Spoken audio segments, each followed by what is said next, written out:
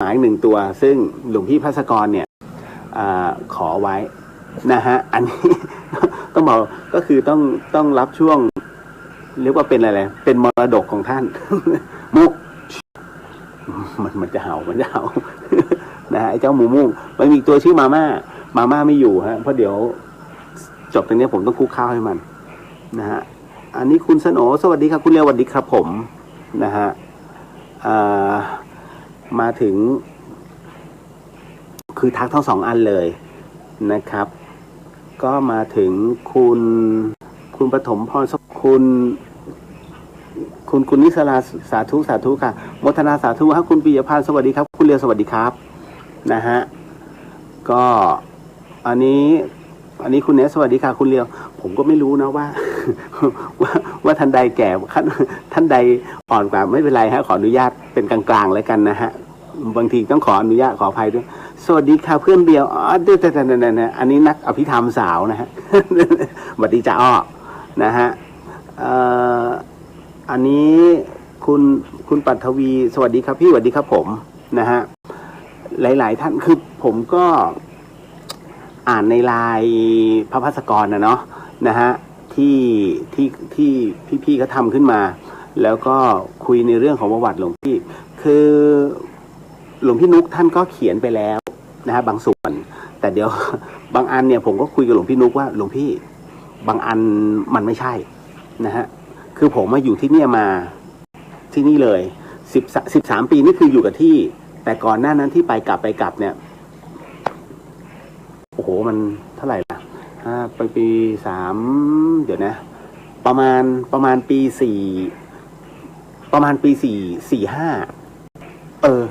นั่นแหละประมาณปี45เนี่ยเท่านี้ผมจะเที่ยวไล่เที่ยวคือที่นี่ตลอดเลยนะฮะบอกอนุโมทนาบุญสาธุเมื่อกี้ชวนทุกพี่นะทำวัดเย็นคือตอนนี้ผมตามหาสังฆาติท่านผมก็ไม่รู้หรอกว่าไปอยู่ตรงไหนแต่คราวนี้สงฆ์เนี่ยนะฮะถ้าสังฆาติไม่มีเนี่ยมันไม่ครบนะฮะคือถ้าท่านใดถือไว้เนี่ยเอามาให้ที่ธรรมสถานเถอะมช.เพราะว่าทั้งหมดเนี่ยอันนี้มีบาทท่านอยู่นะฮะแล้วด้านหลังมีแว่นที่คือตุพี่ท่านเป็นคนขี้ลืมเป็นพระที่ขี้ลืมไม่ใช่คนขี้ลืมนะฮะเดือนหนึ่งท่านจะตัดแว่นประมาณ3 อันนะฮะแล้วก็พอลืมปุ๊บท่านก็จะเฮ้ยเห็นแว่นกูป่ะ ไม่เห็น นะส่วนใหญ่ท่านก็จะเอาไว้ตรงนั้นนะแล้วท่านจะตัดแว่นเนี่ย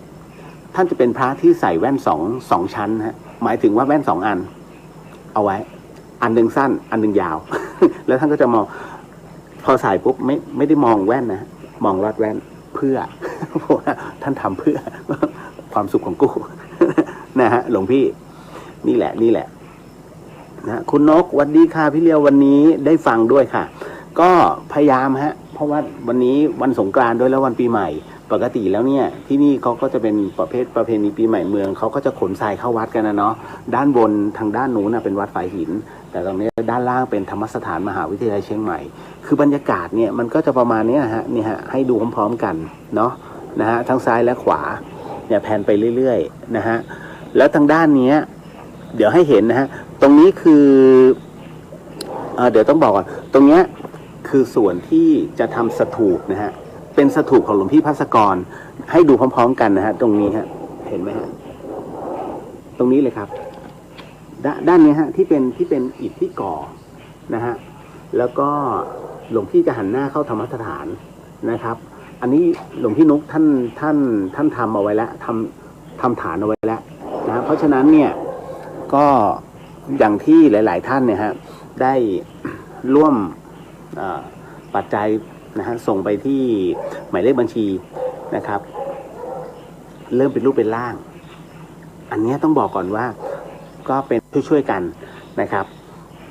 เอาล่ะผมก็ไม่รู้ว่าเสียงมันไปถึงไหนนะ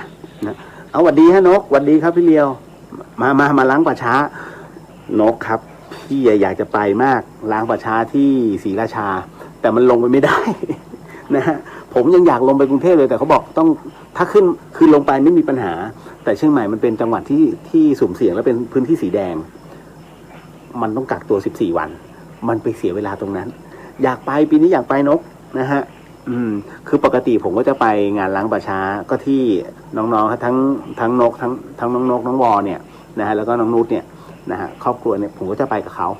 นะฮะก็ไปทำการล้างป่าช้าไปถ่ายงานด้วยนะฮะอันนี้คุณครูสวัสดีค่ะคุณเรียวสวัสดีครับผมนะฮะก็วันนี้เรื่องราวที่ผมจะคุยเนี่ยมันก็ถ้าเปิดไฟนี้น่ากลัวไหมน่ากลัวนะตัวเองก็ยังน่ากลัวคืออาจจะพูดไม่หมดนะฮะแต่ก็จะคุยไปเรื่อยๆก็ต้องบอกว่าหลวงพี่เนี่ยจะเน้นในเรื่องของบุญเรื่องทานแล้วเรื่องกรรมนะฮะทั้งหมดอันนี้คือเราเล่าสู่กันฟังนะอันเนื่องมาจากว่าท่านเป็นผู้ที่ศึกษาเรื่องนี้โดยเฉพาะแล้วศึกษาเป็นแนววิทยาศาสตร์ทั้งหมดทั้งมวลเนี่ยมันก็เลยทำให้ทุกอย่างมันเป็นผนึกแล้วก็ลงตัวแล้วก็มาเป็นพระภัสกรจนถึงปัจจุบันนะฮะแล้วก็จนถึงวันที่ท่านมรณภาพลงความเป็นพระภัสกรก็ยังคงเดิมๆอยู่เลยหลายๆคนก็ยังคงคิดถึงแล้วก็ศรัทธาแต่คุณเชื่อไหมท่านเทศหลายๆเรื่องเอาไว้ผมเป็นคนที่ เป็นคนที่ดื้อเราจะประมาณว่าคือท่านจะพูดในส่วนธรรมะแต่ผมก็จะพูดตามอีกหนึ่งหลักแต่เรื่องไหนเนี่ยเดี๋ยวก็เราก็มาคุยกันไปเรื่อยๆเนาะนะฮะคุยได้ถามได้นะฮะก็พร้อมที่จะตอบแต่ต้องบอกก่อนว่าสิ่งที่ผมจะพูดต่อไปนี้ใช้หลักการมาสูตรไม่จำเป็นต้องเชื่อนะฮะก็ฟังเป็นนิยายแล้วก็ฟังเป็นเรื่องราวเรื่องเล่าจะดีกว่าคุณฟังที่ฟัง FM 4.50ไม่เคยจังหวัดเชียงใหม่ด้วยเช่นกันนะนี่คือเดอะเฮียนแต่ว่ามันจะไม่มีอินโทรนะฮะเพราะว่ามันเป็นช่วงที่ผมไว้ทุกข์ให้กับหลวงพี่ภัสกรอยู่นะครับก็หลวงพี่ภัสกรคือผู้อำนวยการธรรมสถานมหาวิทยาลัยเชียงใหม่นะครับด้านหลังเนี่ยถ้าใครเข้าไปที่ YouTube ของวัดฝายหินเชียงใหม่นะฮะรวมไปถึงเข้าไปที่ Facebook พี่เลียวฮะเลียวเดอะเฮียนหรือว่าพุทธิสิทธิ์รัตนสมบูรณ์คุณจะเห็นนะว่าด้านหลังเนี่ยเป็นฉากซึ่งเป็นแท่นบูชานะฮะของพระภัสกรนะครับซึ่งท่านเป็นผู้อำนวยการอยู่ที่นี่นะฮะผลงานของท่านก็จะถูกรวบรวมไว้ด้านข้างนะฮะก็หลายๆคนก็ถามผมเข้ามาในอินบ็อกซ์นะในเรื่องของนิกายต่างๆด้วยรวมไปถึงเรียกว่าสิ่งที่ท่านเคยเทศในเรื่องของชาติปางก่อนอะไรพวกนี้เคยเห็นหนังสือเล่มนี้ไหมฮะหลายๆท่านอาจจะไม่ทันนะมันจะกลับหัวนะฮะรู้ทันเจ้ากรรมนายเวรอันเนี้ยก็คือเป็นหนังสือที่ทาง DMG ก็คือคุณนายจันเจ้าฉายเนี่ยพิมพ์แต่ว่าคนที่เขียนเนี่ยน่าจะเป็นคุณทอธรรมรัตน์นะฮะที่ในมือผมเนี่ยคือพิมพ์ครั้งที่4ที่ผมไม่มีแล้วธรรมสถานไม่มีนะฮะอันนี้ต้องบอกก่อนถ้าอยากได้จริงคงต้องถามที่สำนักพิมพ์ DMG นะครับอันนี้นะหนังสือของท่านเมื่อก่อนที่7-Elevenด้วยนะครับส่วนน้องคนที่ขอผมมาเนี่ยจริงๆมันมีจำกัดก็ 4-5 ท่านเดี๋ยวตอนนี้ผมกลับมาที่เชียงใหม่แล้วหลังจากที่ออกกรรมฐานที่ไม่ได้ไลฟ์สดเลยเพราะว่ามันอยู่ในช่วงที่ต้องเข้ากรรมฐานอยู่ที่ชัยประการนะฮะก็เลยต้องบอกก่อนว่าอันเนี้ยหนังสือผลบุญคือกำลังชีวิตเนี่ยเดี๋ยวผมจะส่งไปให้นะครับขอเวลาก่อนอันเนื่องมาจากตอนนี้มันสถานการณ์โควิดแล้วผมเอาพูดกันตรงๆไม่กล้าออก ก็เสียวๆเหมือนกันนะฮะเพราะฉะนั้นก็พยายามจะออกไปข้างนอกให้น้อยที่สุดนะครับเพราะว่าอย่างแมสเราก็มีจำกัดแอลกอฮอล์เราก็มีจำกัดเพราะฉะนั้นใช้อย่างประหยัดนะครับก็เราก็พูดตรงๆเพราะว่าเป็นสถานปฏิบัติธรรมด้านล่างนะฮะคุณมารีสวัสดีค่ะคุณเลียวสวัสดีครับผมนะฮะอันนี้มาแล้วมูมูมาม่า หมาหลวงพี่ฮะหมาหลวงพี่ภัสกรนะชื่อมาม่านะฮะมันก็จะคืออย่างนี้ฮะในเรื่องของสถานการณ์เชียงใหม่ปัจจุบันเนี่ยถามว่าน่ากลัวไหมก็ค่อนข้างจะน่ากลัวนะฮะเงียบๆลูกไม่เอาเงียบๆนะฮะก็ค่อนข้างจะน่ากลัวแต่ว่าถ้าเราระมัดระวังเนี่ยมันก็จะไม่เป็นอะไรนะฮะเขามากวน ไม่เอา เดี๋ยวไปที่อื่นก่อนนี่อย่าให้หลวงพี่มาถูกตบ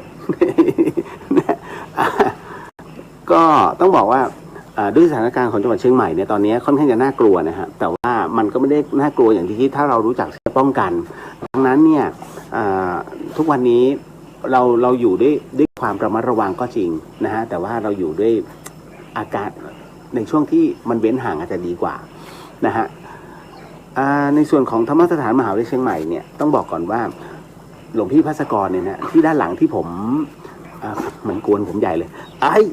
เดี๋ยวในส่วนของธรรมสถานมหาวิทยาลัยเชียงใหม่เนี่ยมันจะถูกสร้างมันจะมีด้วยกัน3อาคารนะฮะอาคารนี้1หลังนะฮะเป็นอันเนี้ยก็คือคุณป้าผมนะคุณหญิงพยอมสิงห์เสน่ห์เนี่ยก็เป็นผู้ที่ออกทุนส่วนอีกหลังหนึ่งก็คืออาคารวิสารเรืองเดชก็ได้กับเรียกว่าปัจจัยจากหลายๆท่านที่ร่วมกันนะของอาจารย์ติ๋วเนี่ยจากต้นบุญธรรมสถานเนี่ยท่านก็บริจาคในเรื่องของหลังคาเอาไว้นะก็หลายแสนอยู่นะฮะเป็นกระเบื้องที่ค่อนข้างทนนะเพราะว่าตอนกิ่งโพมันหักฟาดลงมาเนี่ยกระเบื้องไม่แตก โฆษณาให้พี่ติ๋วเลยแล้วก็อาคารหลังที่3เนี่ยมันเป็นอาคารที่เรียกว่าเขาเรียกอาคารสุขาวดีที่ขึ้นชื่อว่าสุขาวดีเพราะว่าดั้งเดิมทีเนี่ยมันเป็นห้องส้วม นะมันเป็นห้องส้วมทั้งชายและหญิงแล้วคราวนี้ที่ธรรมสถานเนี่ยมักจะมีบุคคลแปลกหน้าเข้ามาอยู่เรื่อยๆฮะก็มีเข้ามาทั้งขอยืมของแล้วก็ไม่คืนนะฮะกับประเภทที่เข้ามาแล้วเหมือนกับมาก่อกวนอยากจะมายึดพื้นที่เป็นอย่างนี้จริงๆนะฮะหลวงพี่ก็เลยบอกรำคาญไอ้พวกนี้ท่านก็เลยปรับปรุงใหม่เลยสร้างข้างบนเอาไว้โปร่งๆเลยบอกแล้วท่านก็สั่งว่า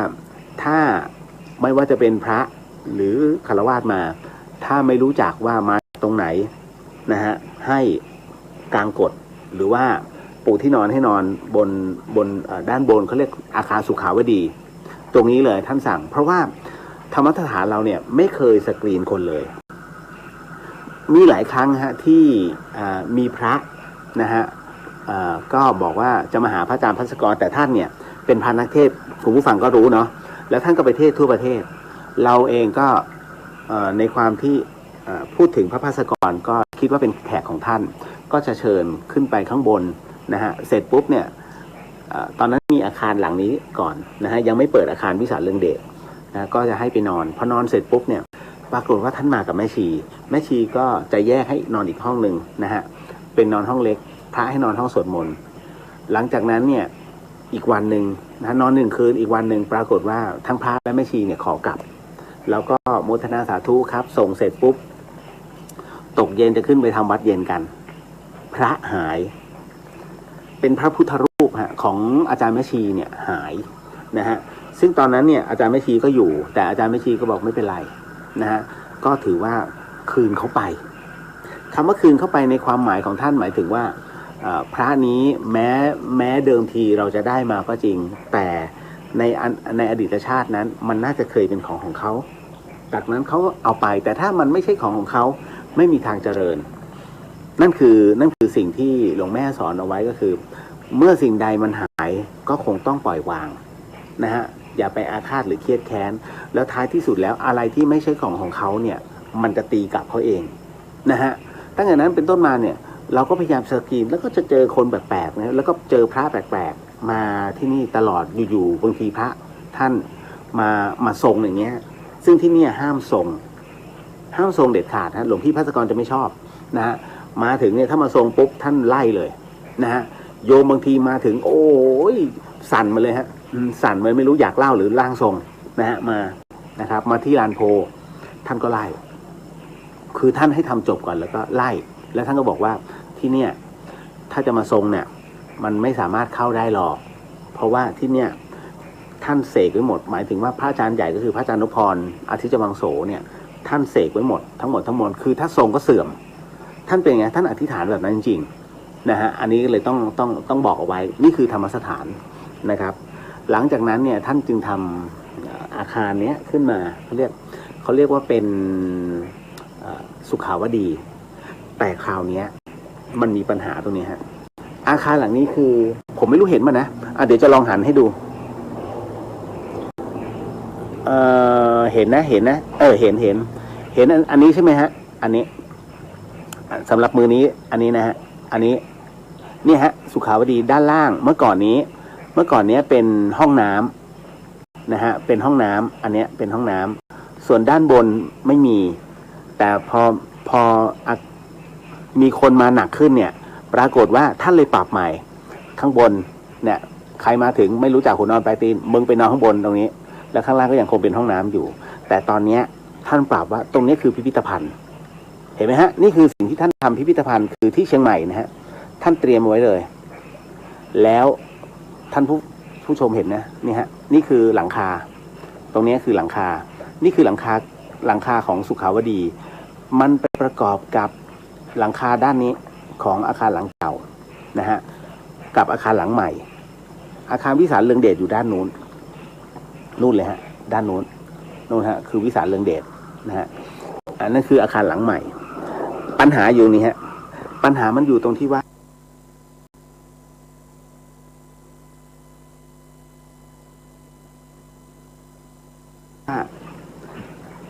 ผมเคยคุยกับหลวงพี่เอาไว้ตอนที่จะสร้างหลวงพี่ทำไมหลวงพี่ไม่สร้างเป็นหลังคาที่เป็นเพิงแหงนเข้าใจใช่ไหมฮะเพิงแหงนหมายถึงว่า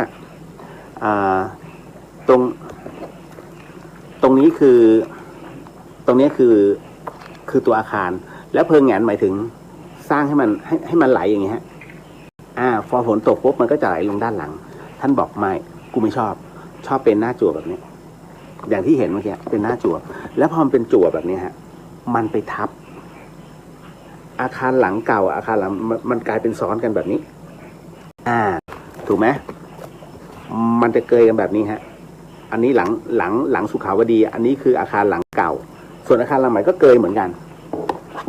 โบราณเขาถือฮะการสร้างอาคารเกยการสร้างหลังคาเกยไม่มีใครเขาทำกันนะฮะดังนั้นความสามัคคีความเป็นน้ำหนึ่งใจเดียวกันหรือว่าบุคคลที่เข้ามาในเนี้ยมันเป็นอะไรที่เหมือนกับ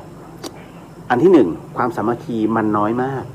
ต่างคนต่างอยู่แต่ละอาคารเนี่ยต่างคนต่างอยู่ผมอยู่เนี้ยมาตลอด10 กว่าปีที่ผ่านมาผมก็จะเห็นความเปลี่ยนแปลงตลอดใครเข้ามาบางทีมันจะมีแต่คนแปลกๆคนที่เข้ามาหาประโยชน์ทั้งนั้นเลยนะฮะก็จะมาอยู่ตรงนี้นะเพราะฉะนั้นคือที่โบราณว่าไว้เนี่ยมันเป็นอย่างนี้เวลาฝนมันตกสมมุตินะอันนี้มันเนื้อที่เดียวกันแต่ถ้าสมมุติอยู่เป็นคนละบ้านเนี่ยบ้านหนึ่งหลังคาเกยมาอีกบ้านหนึ่งส่วนอีกบ้านหนึ่งก็เกยล้ำไปกับไอ้หลังที่มันยื่นมาน้ำมันก็ไหลลงนี้อีกอันนึงก็ไหลนี้ต่างคนต่างเข้าบ้านซึ่งกันและกันทะเลาะกันยังไงก็อย่างนั้นฮะถึงต้องแก้นะก็เดี๋ยวค่อยๆปรับปรุงหลังจากที่สถูปนะหรือว่ากู่ของท่านเสร็จเนี่ยนะฮะก็อาจจะต้องปรับปรุงตรงนี้ทีละนิดทีละหน่อยนะฮะคุณปุ้ยสวัสดีครับคุณเรียวสวัสดีครับคุณออซซี่คิดถึงพระอาจารย์ภัสกรใช่ครับก็วันนี้ก็เลยให้หลายๆท่านได้เห็นว่านี่คือที่เชียงใหม่นะฮะว่าท่านบูชาที่ธรรมสถานหลังเก่าทำเอาไว้เนี่ยประมาณไหนอะไรยังไงนี่ฮะของแท้ นะหลายท่านอาจจะไม่ได้มาหรือว่าไม่มีโอกาสขึ้นมาที่จังหวัดเชียงใหม่ก็เลยให้เห็นก่อนนะผมก็จัดอยู่นี้บริเวณด้านหน้าปูเบาะที่พื้นเลยนะครับแล้วก็พูดคุยนะตรงนี้นะฮะคืออย่างที่ผมบอกว่าหลวงพี่ภัสกรมักจะพูดถึงในเรื่องของไม่ว่าจะเป็นทานศีลภาวนาเรียกง่ายๆว่าพวกบุญน่ะไม่ว่าจะเป็นในเรื่องของบุญกิริยาวัตถุหรือว่าศีลหรือว่าภาวนาอะไรต่างๆนั่นนะผมต้องบอกเลยว่าจริงๆแล้วเนี่ยทั้งหมดทั้งมวลมันจะเขาเรียกประกอบถ้าประกอบกัน3อย่างทานศีลภาวนาเนี่ยคนนั้นสวยคนนั้นหล่อง่ายๆเลยฮะถ้าพูดถึงในเรื่องของศีลสมาธินะฮะศีลเนี่ยมันคือสมาธินะฮะถ้านั่งสมาธิปุ๊บเนี่ยบุญมันมาเขาเรียกต่อบุญนะเพราะฉะนั้นนะตรงเนี้ยคือถ้าจำไม่ง่ายเขาเรียกภาวนาคือการสวดมนต์คือการอาบน้ำนะฮะสมาธิหรือว่าบุญเนี่ย คือการแต่งตัว ส่วนทานคืออะไรทานเขาเรียกน้ำหอมใช่ไหมฮะอะไรขาดได้อะไรขาดไม่ได้ทานคือน้ำหอมไม่ทำยังไม่ทำก็เก็บไว้ก่อนนะฮะส่วนภาวนานั้นน่ะคือการอาบน้ำอย่างที่บอกฮะอาบน้ำยังไม่อาบได้ไหมก็ได้แต่บุญคือสมาธิถามว่าบุญเนี่ยเขาเรียกคือการแต่งตัวไม่แต่งตัวได้ไหมไม่ได้มันต้องแต่งตัวคนทุกคนต้องแต่งตัวถูกไหมฮะ คืออาบน้ำเสร็จไม่แต่งตัวมันก็โป๊ถูกไหมอาบน้ำเสร็จฉีดน้ำหอมไม่แต่งตัวก็โป๊ดังนั้นเนี่ยถึงได้บอกว่าสิ่งที่สำคัญที่สุดก็คือสมาธิคือบุญนะฮะหลายๆคนกำลังคิดว่าเอ๊ะทำไมโชคชะตาของเราทุกวันนี้ทำไมมันไม่มีอะไรเข้าข้างเราเลยต้องถามกลับไปว่าวันนี้ต่อบุญหรือยังบุญที่บริสุทธิ์จริงๆก็คือการเข้าสมาธินะฮะสมาธิมันเกิดจากตรงไหนการนั่งนานๆหรือเปล่านะฮะสมาธิเนี่ยผมต้องบอกก่อนนะฮะฟังเป็นนิยายนะฮะไม่จำเป็นต้องเชื่อเมื่อคุณพุทธโธบุญทันทีฮะเพราะอะไรเพราะจิตมันกำหนดลมเข้าออกแต่ถ้าเมื่อไหร่ก็ตามที่นั่งไปเรื่อยๆหมาเห่าจะบอกว่านิ่งตอนหมาเห่าเท่าที่ผมถามครูบาอาจารย์นะท่านบอกว่าหมาเห่ากูก็ได้ยินเสียงหมาเห่าเห็นไหมจิตไปตามเสียงหมาเห่านะฮะรถผ่านพุทโธมันก็ไปตามรถผ่านแล้วสมาธิตรงไหนสมาธิมันเกิดตอนแรกๆแหละนะแต่พอจิตมันไปเสร็จปุ๊บเนี่ยคุณดึงกลับมาแล้วพุทโธใหม่มันมานี่คือบุญมันมาตรงนี้เพราะฉะนั้นเนี่ยเมื่อไหร่ก็ตามที่กำหนดได้อยู่กับที่เนี่ยจิตอยู่กับที่นั่นคือบุญฮะบุญตลอดนะฮะเหมือนการจงกรมเหมือนกันนะฮะจงกรมเนี่ยเดินจงกรมเนี่ยนะพระพุทธเจ้าท่านถึงได้บอกนะว่า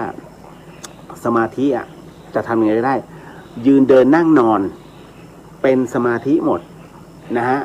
ภาวนาคือถือว่าเป็นสมาธิเคลื่อนไหวแต่ยืนเดินนั่งนอนเนี่ยนะฮะทำได้หมดแต่พระพุทธเจ้าไม่สรรเสริญตอนนอนสมาธิเนี่ยพระเจ้าไม่สรรเสริญเพราะฉะนั้นยืนเนี่ยลำบากสุดยืนแล้วจะทรงตัวโอ้โถบางทีเวียนหัว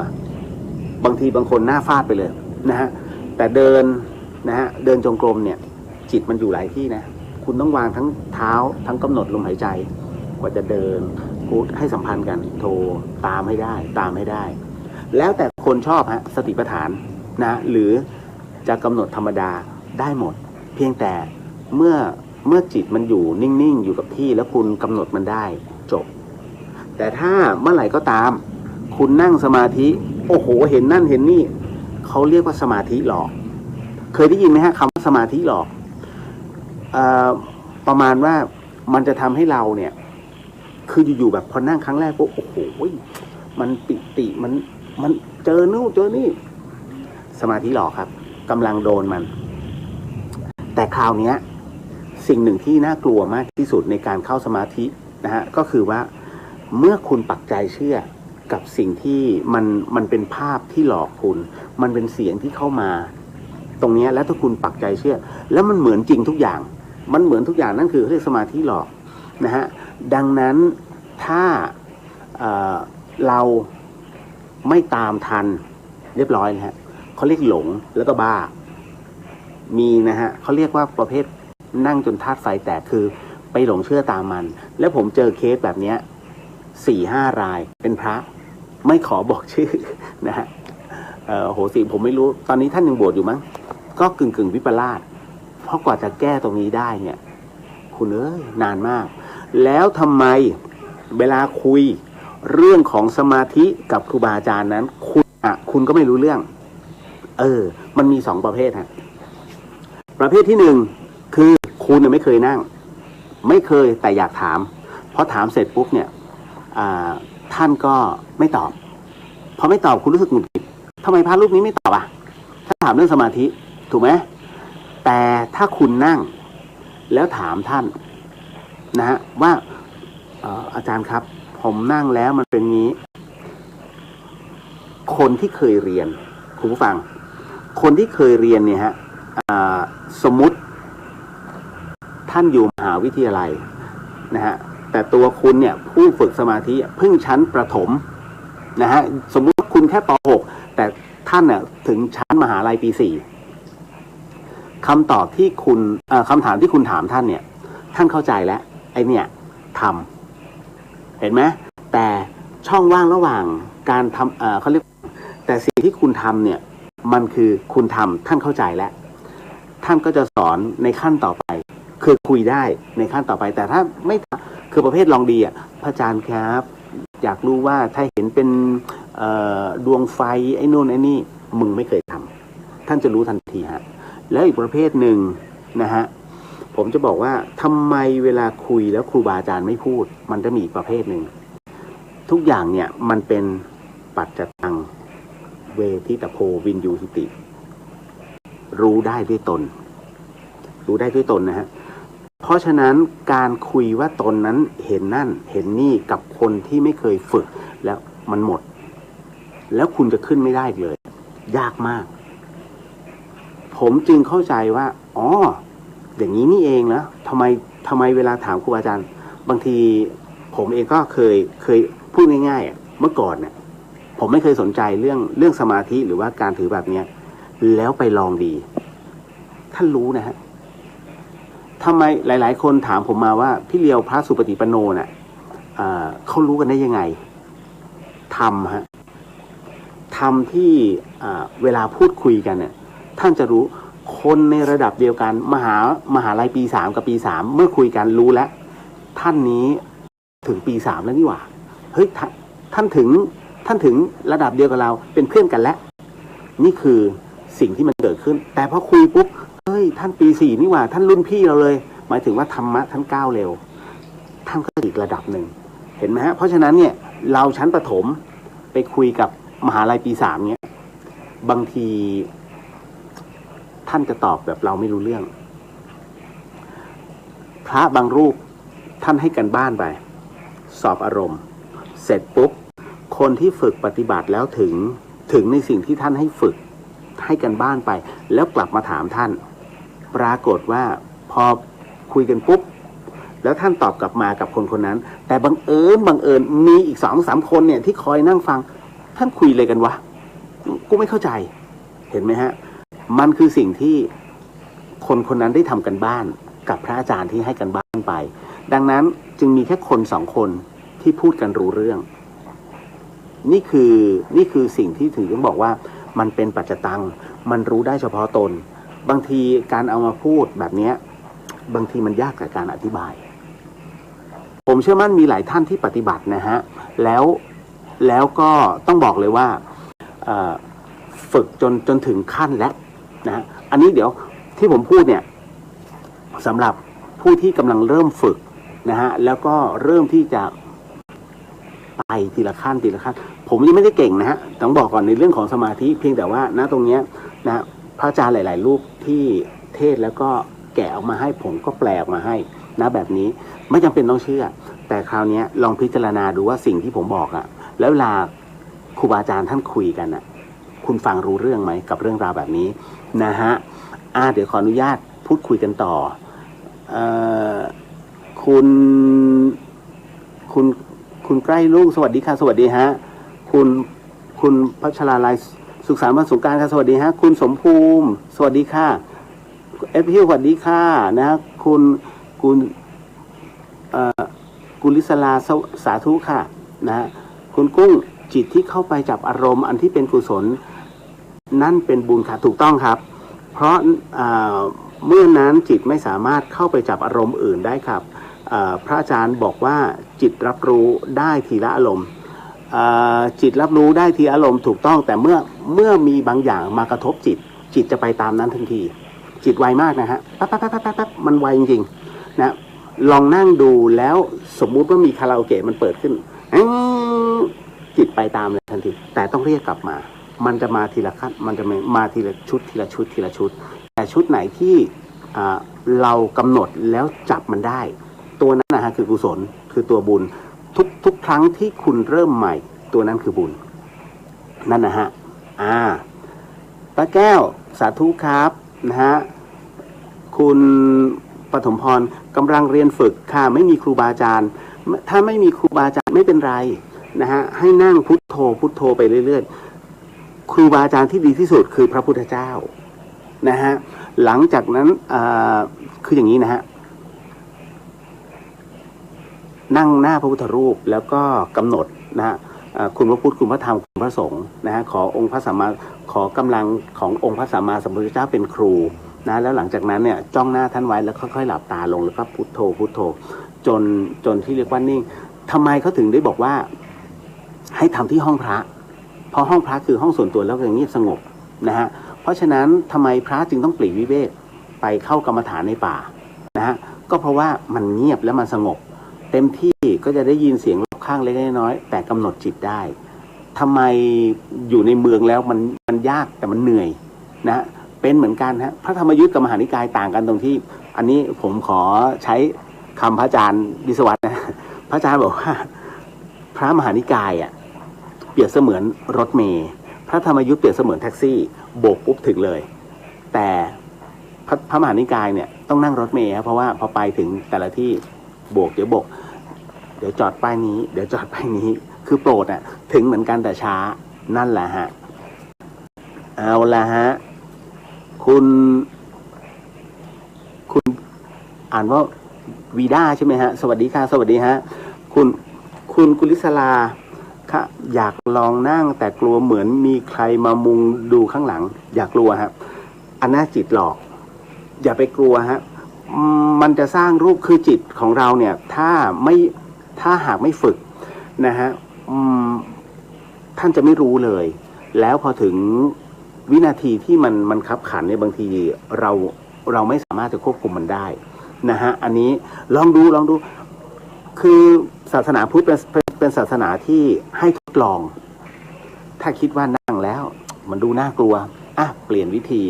นะฮะเพราะฉะนั้นไม่นั่งเดินก็ได้เดินจงกรมไปนะฮะเดินลืมตาเนี่ยแต่ว่าให้สายตาเนี่ยห่างจากปลายเท้าสัก3 ก้าวถึง4 ก้าวแล้วก็กำหนดอารมณ์พุทโธไปเรื่อยๆลืมตาไงจะได้ไม่กลัวนะฮะได้หมดฮะถึงที่บอกว่ายืนเดินนั่งนอนนะได้หมดนะครับคุณปุ้ยคุณเลียวค้าหลวงพี่ภัสกรได้แก้ไขเกี่ยวกับหลังคาที่ซ้อนกันหรือไม่คะหลวงพี่เคยพูดเกี่ยวกับฮวงจุ้ย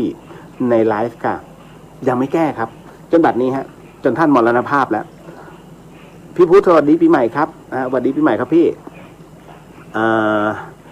คุณทอมสวัสดีครับนะฮะอันนี้คุณเดี๋ยวนะฮะทับหนึ่งก้ามปูคอนหวานสวัสดีพี่เลียวค่ะสวัสดีครับผมคุณต้อดีครับอ้ายสวัสดีครับผมนะฮะ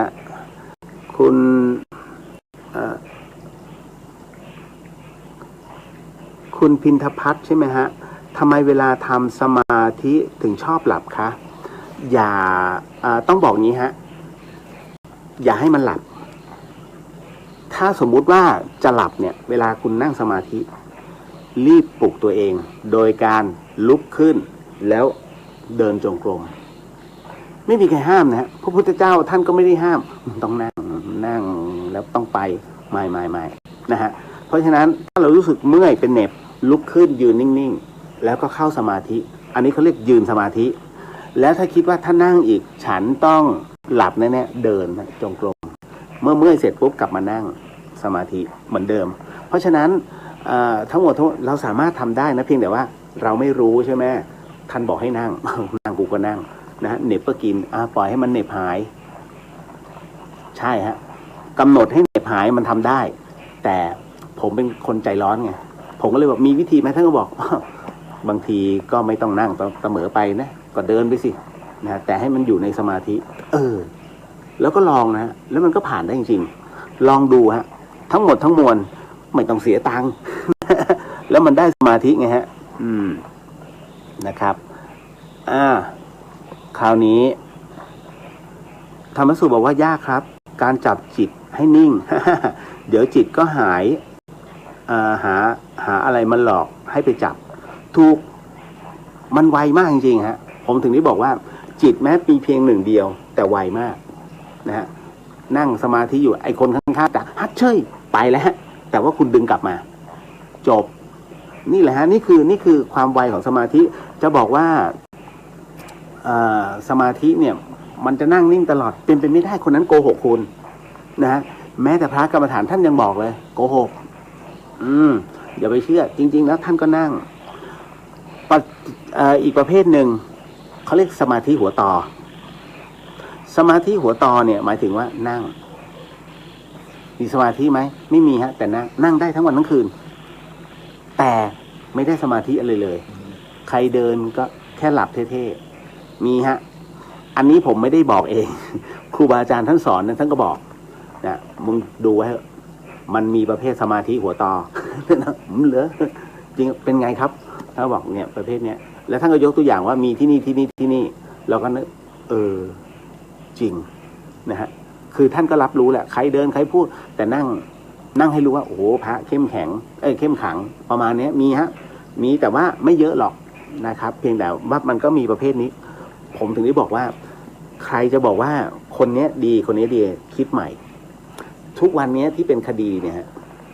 ทุกคนบอกว่าเขาคือคนดีกันหมดเขาคือคนดีมาก่อนแต่ทำไมวันนี้จึงเป็นมหาโจรเป็นฆาตกรเป็นขโมยเห็นไหมเพราะฉะนั้นไหนบอกว่าดีไงเราตอบไม่ได้หรอกครับว่าคนไหนดีนะฮะดังนั้นเนี่ยเดินสวนกันปุ๊บเนี่ยณวันนี้ดีแต่อีก5 วันอาจจะก่อคดีมันก็แล้วแต่นี่คือเขาเรียกกรรมเป็นผู้กำหนดไม่ใช่ตัวเราเป็นผู้กำหนดนะฮะตัวกรรมเท่านั้นนะฮะคุณสุรีรัตน์สาธุขออนุญาตแชร์ได้ครับผมโอ้ยแหมผม บางทีก็เกรงนะฮะอันนี้ออกอากาศทาง FM 104.50ไม่เกินจังหวัดเชียงใหม่ที่เกรงเพราะว่าผมไม่ใช่หลวงพี่ภัสกรท่านจะแม่นมากทุกอย่างผมเนี่ยแค่จับบางส่วนของหลวงพี่ออกมาแล้วก็มาขยายแล้วก็มาพูดมาคุยอย่างหลวงพี่จะพูดเป็นวิทยาศาสตร์ผมก็เลยคุยกับหลวงพี่ว่าหลวงพี่ในส่วนของวิทยาศาสตร์เนี่ยเคยถกกันผมบอกว่ามนุษย์เนี่ยเป็นสัตว์สังคมผมก็บอกนะฮะท่านนี่ฮะหลวงพี่ท่านยังยืนอยู่ข้างหลังนะมนุษย์เนี่ยก็เป็นสัตว์สังคมแล้วก็มนุษย์เองเนี่ยเป็นสัตว์ที่อยู่ในสปีชีส์เดียวกันมนุษย์จะไม่ชอบพูดคุยกับสัตว์คนละสปีชีส์หรือว่าทุกสิ่งที่อยู่ในคนละสปีชีส์ทำไมผมถึงพูดเช่นนั้นวันนี้ลองนึกนะฮะใครที่เป็นญาติสนิทคุณบ้างโอ้โหรักกันไปจะเกินกินเป็นเพื่อนสนิทกันเพื่อนเราเฮไหนเฮนั่นนะนอนไหนนอนนั่นแต่พอเขาตายลงฮะพอตายลงเสร็จปุ๊บเนี่ยถามว่าณวันนี้อยากให้มันมาอยู่ในกลุ่มได้ไหมอยากกินกันเนี่ยกูนั่งกินอยู่ในหอเนี่ยช่วยมากินด้วยมาอยู่ข้างๆมีไหมฮะไม่มีเพราะฉะนั้นเนี่ยในส่วนนี้ฮะคนเรานะยังมีชีวิตอยู่เป็นสปีชีส์เดียวกันแต่พอตายปุ๊บมันจับต้องไม่ได้มันพูดคุยไม่ได้มันเฮฮามันตบหัวไม่ได้แต่นะตอนที่มันอยู่มันด่ามาเราตบไปอย่างเงี้ยได้คืออยู่ในหมู่เดียวกันแต่พอคนละสปีชีส์แล้วรู้สึกกลัวอะไรคือทำมันเป็นอย่างนั้นได้ไงเพราะว่าตัวจิตสั่งให้กลัวเพราะเขาคืออยู่กันคนละมิติกับเราแล้วถูกไหมฮะดังนั้นเนี่ยถึงได้บอกว่านี่คือมนุษย์เนี่ยเป็นสัตว์สังคมซึ่งชอบอยู่ในสังคมเดียวกันแต่เมื่อไหร่ก็ตามที่วันนี้เมื่อตายลงคนละสปีชีส์กลัวอย่างหลวงพี่ภัสกรเนี่ยณวันนี้ท่านมรณภาพลงแต่ถามว่ากลัวไหมไม่มีใครกลัวนะฮะผมก็ไม่ได้กลัวหลวงพี่เพราะว่าท่านเหมือนครูบาอาจารย์ท่านมีแต่จะเมตตาผมยังอยากหลวงพี่มาหน่อยหลวงพี่มาอย่างวันนี้ผมก็จุดธูปผมหลวงพี่วันนี้ขออนุญาตพูดคุยกับญาติธรรมทั้งหลายทั้งปวงเนี่ยต่อหน้าหลวงพี่เลยนะก็อย่างน้อยเนี่ยผมก็ส่วนหนึ่งก็คือเอาธรรมะของท่านเนี่ยลงไปนะคือพูดคุยให้รู้ให้เห็นนั่นแหละฮะนั่นคือณวันนี้ก็เลยมาเป็นอย่างเนี้ยอย่างตอนนี้ฮะนะคราวนี้กลับมาพูดถึงในเรื่องของเจ้ากรรมนายเวรคุณผู้ฟังคุณผู้ชมฮะรู้ทันเจ้ากรรมนายเวรที่หลวงพี่ภัสกรเนี่ยได้เคยให้พี่ทอธรรมรักษ์นั้นบันทึกเอาไว้เนี่ยนะฮะแล้วก็เขียนมาเป็นหนังสือเนี่ยนะคือเจ้ากรรมนายเวรเนี่ยหลายๆคนก็เคยได้ยินนะฮะ เจ้ากรรมนายเวรมันมีทั้งในปัจจุบันชาติกับอดีตชาตินะฮะก็เหมือนกันฮะคืออย่างนี้ในอดีตชาตินั้นเราเนี่ยไม่รู้ไปทำอะไรกับใครไว้แต่ณวันนี้เมื่อเราเกิดมาก่อนเขายังไม่เกิดด้วยหลักกรรมมันก็คอยจะแกล้งเราเมื่อไหร่ก็ตามที่มันเจอเรามันแกล้งเรานะฮะแต่คราวนี้สมมุติมันยังไม่สมมุติว่ามันยัง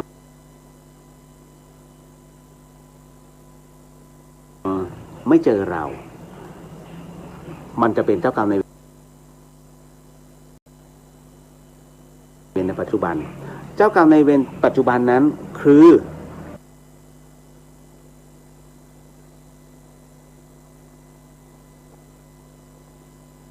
คนทุกคนที่มีอิทธิพลกับความรู้สึกเรากำลังพูดคุยอยู่ให้กูโกรธมึงแล้วเฮ้ยโกรธเราเรื่องอะไรอ่ะแล้ววันนั้นคุณจะนอนไม่หลับเลยนี่เขาเรียกการแคร์ความรู้สึกเจ้ากรรมนายเวรมันมาฮะนี่คือสิ่งที่มันเกิดขึ้นนะฮะเจ้ากรรมนายเวรเดี๋ยวจะอธิบายให้ฟังขออนุญาตอันนี้คุณจินุชาคุณเรียวใช้อะไรเป็นกรรมฐานให้เข้าสมาธิได้ครับผมไม่มีอะไรพุทโธอีกแล้วพุทเข้าโทออกแล้วแต่คนชอบนะฮะนะครับอันนี้ขออนุญาตถ้าผมตอบไม่ทั่วถึงนะฮะอันนี้ก็เลยต้องบอกก่อนผมไม่ได้เก่งนะฮะต้องบอกก่อนนะฮะลิตเติ้ลโฮปสวัสดีค่ะนะจ๊ะ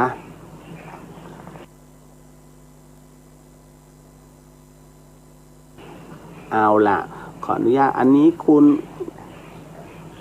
กุ้งบอกว่า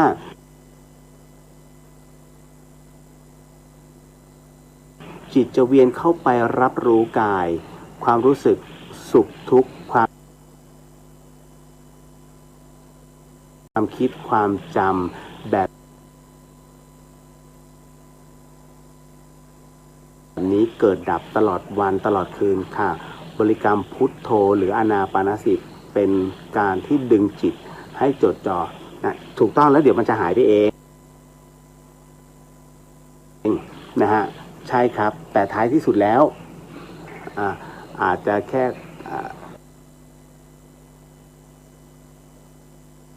กระดิกแค่เขาเรียกช้างกระดิกหูงูแลบลิ้นนะฮะแต่ก็เป็นบุญกุศลถูกต้องฮะนะครับ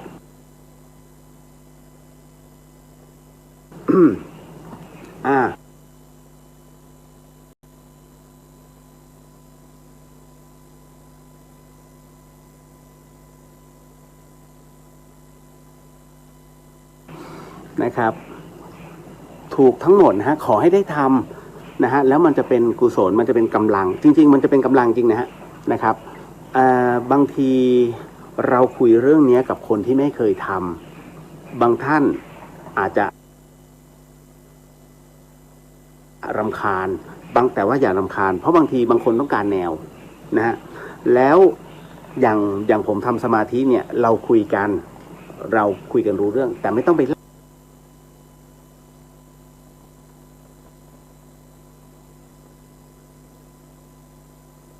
เล่าโอ้โหฉันเห็นไอ้นั่นฉันเห็นผมบอกว่า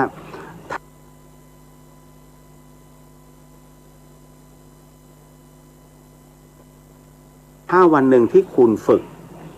แล้วมั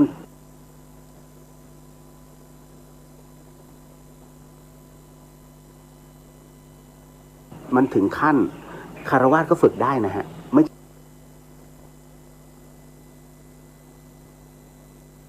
ใช่จะเป็นจะต้องเป็นพระไม่จำเป็นนะไม่จำเป็นต้องเป็นนักบวชเราก็ฝึกได้แต่คราวนี้มันเมื่อถึงขั้นแล้วถ้าคุณติดปัญหาเวลาจะถามกันให้ถามกับผู้ที่มีความรู้อย่างเช่นพระกรรมฐานจริงๆ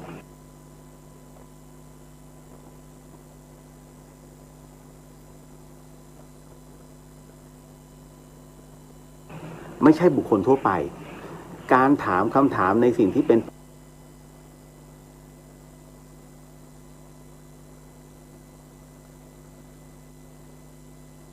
ปัจจตังเนี่ยหมายถึงว่าการรู้เฉพาะตน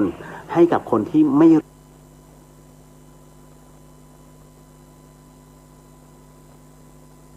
รู้เลยเพื่อให้เขาได้รับรู้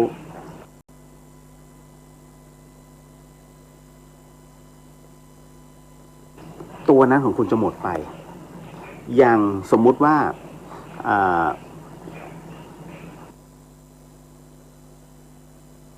ในกอเคยนั่งสมาธิแล้วมันถอดจิตออกไปได้ถอดจิตได้เลย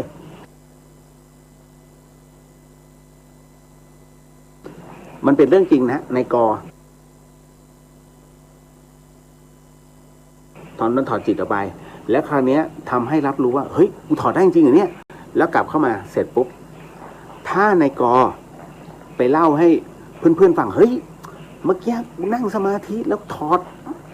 อดจิตแล้วเขาเรียกถอดจิตนะโอ้ยตื่นเต้นมากแล้วมันไปโผล่ตรงนั้นนี่เรียบร้อยฮะคุณจะถอดไม่ได้อีกเลยเพราะอะไรคุณไปเล่าให้คนที่ไม่รู้เรื่องได้ฟังนะฮะมันทำไมมันขึ้นไม่ได้เรื่องนี้ตอบไม่ได้คือมันเสื่อมไปในตัวแต่ถ้าสมมุติว่าคุณเอาเก็บไว้ก่อนตื่นเต้นแล้วเอาเรื่องนี้ไปปรึกษากับครูบาอาจารย์สายสมาธิพระอาจารย์ครับอันนี้นิดนึงนะฮะผมขอหนูขอถามนิดนึงเพื่อความเข้าใจพระอาจารย์ให้ความรู้ด้านคุณถามท่านก่อนเลยพระอาจารย์ให้ความรู้ด้านสมาธิได้ใช่ไหมฮะโอ้ยเราไม่ค่อยได้นั่งหรอกเราเทศอย่างเดียวอันนี้เขาเรียกว่าภาวะนี้ตกไปไม่ต้องถามต่อถ้าถามต่อคุณขึ้นไม่ได้แต่ถ้าเป็นวิปัสสนาจารย์ที่สอนกรรมฐานจริงเนี้ยคุณถามท่านอ๋อสภาวะอย่างเงี้ยเขาเรียกแบบนี้นี่ฮะท่านจะบอกให้เลยจะแก้แล้วคุณจะต่อได้มันเป็นเรื่องที่ต้องทดสอบฮะแล้วมันเป็นเรื่องที่ต้องลองแล้วถามว่าสนุกไหมสนุกธรรมะเนี่ยมันเป็นเรื่องอะไรหลายๆเรื่องที่มันคือคำว่าธรรมะเนี่ยพอคนได้ยินหยีใช่ไหม ห้างเสียเงิน150 บาทถึง200 บาทดูหนังทำบุญ10 บาทยังถูกตบเลย จริงๆคนเพราะว่าอะไรเพราะว่าเขายังไม่รับรู้นะฮะอย่างผมยกตัวอย่างเช่น2 คนที่เป็นแฟนกันอะที่วันนี้ที่มีเป็นข่าวสามีภรรยารู้ว่าตัวเองเป็นโควิดแล้วนั่งเครื่องบินไปนครนะฮะและปรากฏว่ามันทำให้ทุกคนวิตกจริตเกิดขึ้น2 คนนี้ได้รับกรรมนะฮะมันจะมีกรรมส่วนเนี้ยที่ทำให้ทั้งหมดทั้งมวลนะเกิดความโกลาหลวันหนึ่งเนี่ยตัวกรรมตัวนี้มันจะสะท้อนกลับเขาแล้วเขาจะรู้เองว่าเฮ้ยคือตอนแรกๆจะงงๆว่ามันเกิดอะไรขึ้นกับชีวิตแต่ชีวิตเขาจะเฉลยทีหนึ่งนะฮะเพราะฉะนั้นเนี่ยเฉลยอะไรแบบไหนมันเฉลยต่อเมื่อถึงเวลาแต่ก็ตอบไม่ได้เหมือนกันว่าแบบไหนนะฮะในส่วนของคนเราในปัจจุบันคุณผู้ฟังฮะในส่วนของเจ้ากรรมนายเวรก่อนนะเดี๋ยวนะขออนุญาตอันนี้เหมือนมีน้องถามเข้ามาคุณโยกสวัสดีครับพี่เลียวสวัสดีครับผมนะฮะคุณนพดลสวัสดีครับพี่เลียวสวัสดีฮะนะฮะคุณจิตนุชาบอกว่าคนที่มีอิทธิพลต่อความรู้สึกพอเรารู้ตัวว่าเกิดความรู้สึกนี้และยิ่งรู้ว่านี่คือเจ้ากรรมนายเวรเราจะมีวิธีใดตัดกรรมตรงนี้ด้วยตัวเราเองคะขอบคุณค่ะในส่วนของทำได้แค่ตัวจิตฮะทำได้แค่ขอโหสิทำได้แค่ขอลดในเรื่องของการมีคือการที่เป็นเจ้ากรรมนายเวรซึ่งกันและกันเนี่ยนะมันมีส่วนร่วมเกี่ยวเนื่องเกี่ยวข้องทุกชาติทุกภพเป็นพี่เป็นน้องเป็นผัวเป็นเมียนะเป็นใครต่อใครเยอะแยะไปหมดเลยการที่เราไปเจอสำทับอะไรแบบนี้นะฮะแน่นอนที่สุดได้แต่โมทนาแล้วก็แผ่เมตตาจนกระทั่งวันหนึ่งเนี่ยเมื่อถึงพร้อมนะคือคนเราเนี่ยความบังเอิญไม่มีในโลกนะมันมาเจอกันด้วยกำลังบุญและกำลังบาปเมื่อเราโมทนาไปเรื่อยๆตัวตรงนี้เองเนี่ยมันจะเป็นตัวผลักเมื่อศีลเนี่ยนะฮะ มันไม่เท่ากันแล้วเดี๋ยวมันจะเผาเองนะครับเพราะฉะนั้นทำได้อย่างเดียวและเป็นปัญหาโลกแตกนะฮะเพราะฉะนั้นน่ะตัวเราต้องรักษาใจเท่านั้นเลยฮะนะมันไม่มีอะไรฉะไหนอื่นที่ทำตัวนี้ได้เพราะมันเป็นกรรมที่เกี่ยวเนื่องเกี่ยวข้องนี่แหละฮะต่อมาคือในส่วนของเจ้ากรรมนายเวรเนี่ยผมต้องบอกก่อนมันมีอย่างที่ตามทันกับตามไม่ทันเช่นเดียวกับบุญอย่างที่ผมบอกอะบุญเนี่ยมันถูกใช้บุญเนี่ยมีหมดด้วยกัน3อย่าง1ทำแล้วใช้เลยอย่างวันเนี้ยเรามีกินมีใช้คือบุญทำแล้วใช้เลย2คือทำแล้วเก็บไว้ก่อนในธนาคารเขาเรียกธนาคารบุญเฮ้ยมันมีด้วยเหรอวะธนาคารบุญวันหนึ่งที่คุณเข้าตาจนแล้วอยู่ๆเฮ้ยมันมีเหตุบังเอิญฮะเหตุบังเอิญว่าเฮ้ยกูจะโดนไล่ออกไหมว่าโควิดแบบนี้ปรากฏว่ามันมีชื่อแว่วๆว่ามันมีชื่อคุณจะวิตกจริตมากอธิษฐานอย่าเลย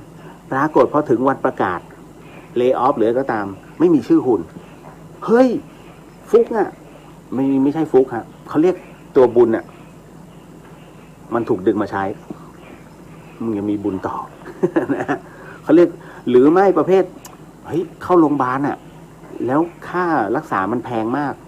แต่อยู่ๆเฮ้ยมันก็ไม่รู้มีเงินมาจากไหนนะเราสามารถขอคนนั้นคนนี้หยิบยืมจนสามารถใช้โรงพยาบาลได้เนี่ยบุญคือเงินยืมเนี่ยมันไม่ใช่ว่าทุกคนจะให้กันง่ายๆถ้าไม่ใช่พวกหมวกกันน็อกนะฮะเพราะฉะนั้นเนี่ยนี่คือบุญซึ่งถูกเก็บไว้ในธนาคารกับอีกประเภทหนึ่งทำนะตอนนี้ทำแต่มันยังใช้ไม่หมดนะคุณแล้วมันตาย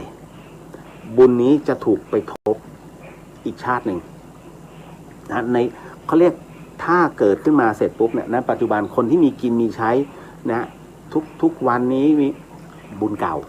บุญที่มันมาเกื้อหนุนแล้วมันมาทบในชาตินี้ไม่ต้องไปอิจฉาฮะดังนั้นถ้าเรารู้จักสร้างบุญที่ดีที่สุดนั่งสมาธินะฮะทำก็ได้ถ้าอะไรก็ตามที่ทำแล้วใจเรามีความสุขทุกอย่างเป็นกุศลเป็นบุญฮะนั่นน่ะคือสิ่งที่ถูกต้องนะพระพุทธเจ้าถึงได้บอกว่าหลักกาลามสูตรเนี่ยนะฮะ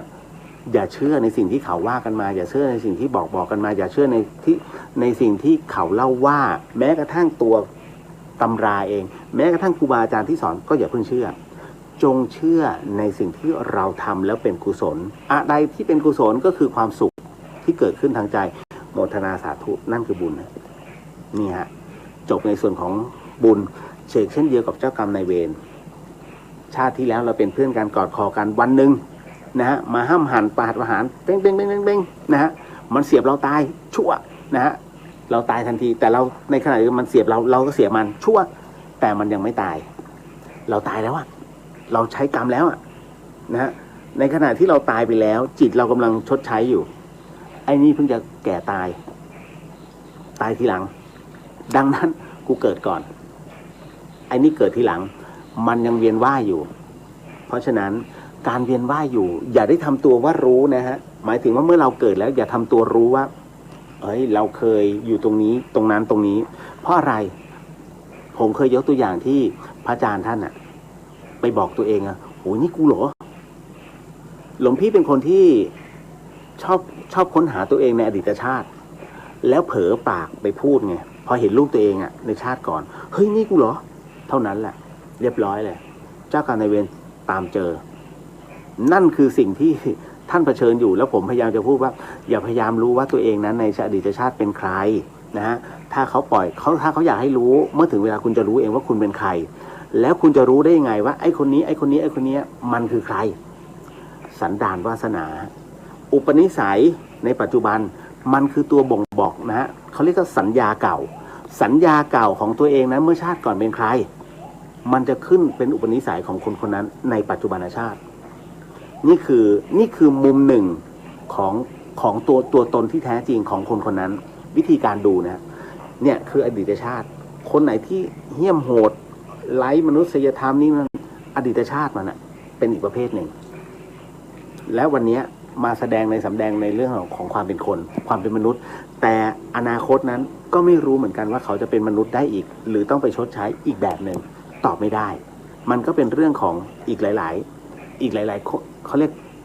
ข้างบนเนี่ยเขาจะจัดการกันเองนะฮะคุณศิริลักษณ์หนูเคยไปธรรมสถานตรงนี้ไปบูชาเสือครวญแล้วก็สีพึ่งตุนุกกราบระลึกถึงพระอาจารย์ภัสกรคำมุทนาสาธุฮะนะฮะคือจริงๆพระหลวงพี่เนี่ยนะฮะหลวงพี่ภัสกรเนี่ยออกพระของท่านรุ่นที่หนึ่งอันที่สองเป็นในเรื่องของคล้ายๆเป็นพระราหูเนาะท่านก็จะออกองค์ใหญ่ๆเลยท่านจะให้ผมไม่เอาเถอะใครเอาก็เอาฮะนะคือผมก็ชะล่าใจเพราะว่าผมก็มีท่านอยู่ใกล้ๆแล้วก็ไม่รู้จะไปก็ตัวท่านก็อยู่ใกล้ๆทำไมผมต้องเอาพระของท่านด้วยก็จะบอกงี้เสมอผมไม่งานวันเกิดท่านจะแจกพระเนี่ยผมไม่ได้รับพระจากท่านเนี่ยประมาณ 4-5 ปีแล้วก็ไม่เอาหลวงพี่ให้คนอื่นเถอะประมาณนี้นะฮะก็เนี่ยนี่คือหลวงพี่ภัสกรแล้วผมก็จะประมาณนี้จะอินดี้ระหว่างโยมน้องกับพระพี่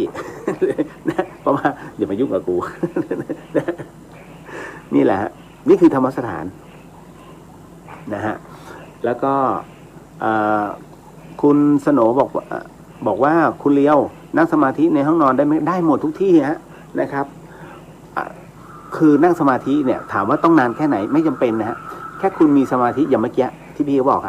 ะแค่ช้างกระดิกหูงูแลบลิ้นเนี่ยพอแล้วเพราะมันนิ่งเนี่ยโอ้โห1 นาทีก็ได้บุญแล้วจริงๆไม่จำเป็นต้องนานแต่ว่าฝึกเรื่อยๆแล้วเขาเรียกเหมือนเป็นเงินออมอ่ะมันเหมือนกับอย่างผมกวาดลานโพอย่างเงี้ยนะฮะอันนี้เดี๋ยวขออนุญาตนะครับไม่ได้อวดเก่งแต่การกวาดลานโพด้วยไม้กวาดทางมะพร้าวขนาดยาวเนี่ยมันเป็นอีกมันเป็นครูให้กับผมมันเป็นครูยังไงคือใบไม้มันเกิดลานโพแล้วลานโพมันกว้างมากผมกวาดเนี่ยก็เหมือนกับเราคิดว่าถ้าคนหนึ่งจะปฏิบัติธรรมแล้วอยู่ๆเนี่ยเฮ้ยกูหักดิบนั่งนิ่งๆปฏิบัติธรรมเลยมันเหมือนกับการเอาไม้กวาดเนี่ยทิ่มลงไปเพื่อกวาดฟึดลงไปฮะเพราะฉะนั้นมันก็จะมีไม้กวาดที่เป็นคือไม้กวาดทางมะพร้าวนะมันจะหักถ้ากวาดแรงไปฟึดหักนั่นคือผมก็มานั่งพิจารณามันก็เหมือนถ้ากูหักดิบเนี่ยมันก็จะฟึดแต่ถ้ารู้จักในการกวาดอย่างเช่นของมันเยอะจะกวาดยังไงคุณก็ต้องเปิดปลายทางมะพร้าวขึ้นแล้วก็วาดไปฟึดเบาๆมันจะไปทั้งหมดอ๋อถ้าเราค่อยๆฝึกแบบนี้มันก็จะไปรู้จักจ้วงนะครับกวาดทางซ้ายถ้าเรารู้จักกวาดมันก็จะไปแต่ถ้าจิ้มลงไปก็หักคือมันทุกอย่างเป็นธรรมะได้หมดไงผมก็นั่งนึกแล้วพอมันเป็นกองแล้วทำไงวะก็กรอบสิใช้มือกรอบอ้าวทำไมต้องใช้มือกรอบในเมื่อเราใช้ไม้กวาดได้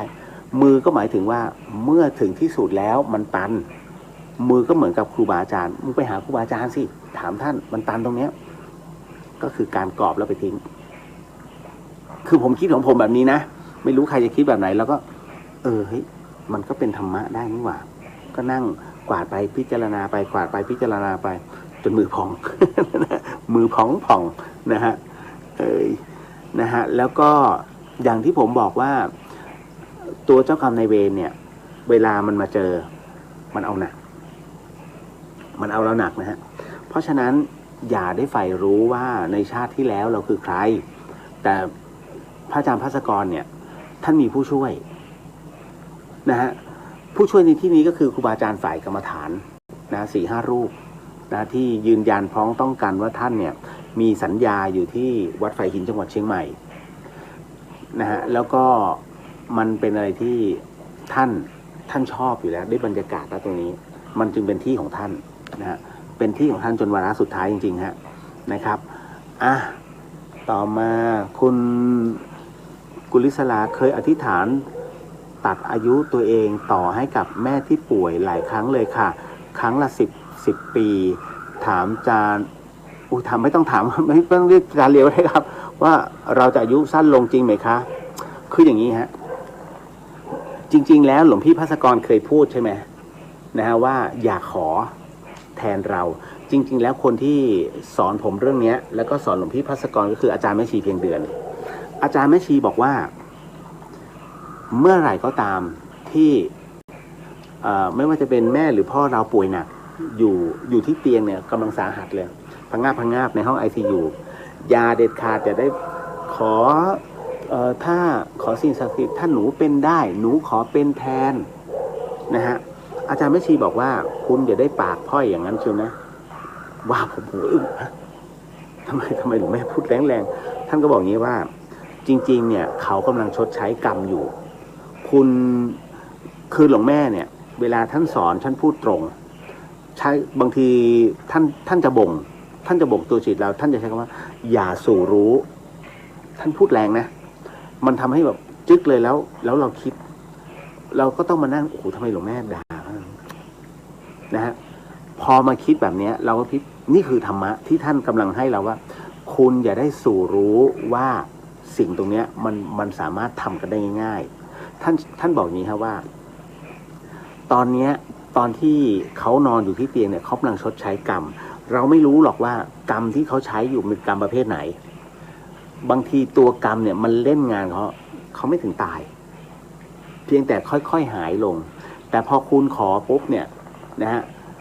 เขาทุเลาได้มันต่ออายุเขาได้แต่ในขณะเดียวกันมันจะเล่นคุณถึงตายเพราะเราไม่รู้เลยว่ากรรมตัวนั้นเป็นแบบไหนพอคุณถึงตายแล้วทำไงล่ะพ่อแม่คุณสมมุติว่ากรรมมันจะเล่นงานแค่เนี้ยขึ้นมาแล้วอาจจะช่วยเหลือตัวเองไม่ได้แล้วตกลงใครจะดูแลท่านหลวงแม่ท่านพูดก็ถูกนั่นนะฮะเพราะฉะนั้นเนี่ยท่านบอกว่าวิธีการที่ดีที่สุดคือทำบุญ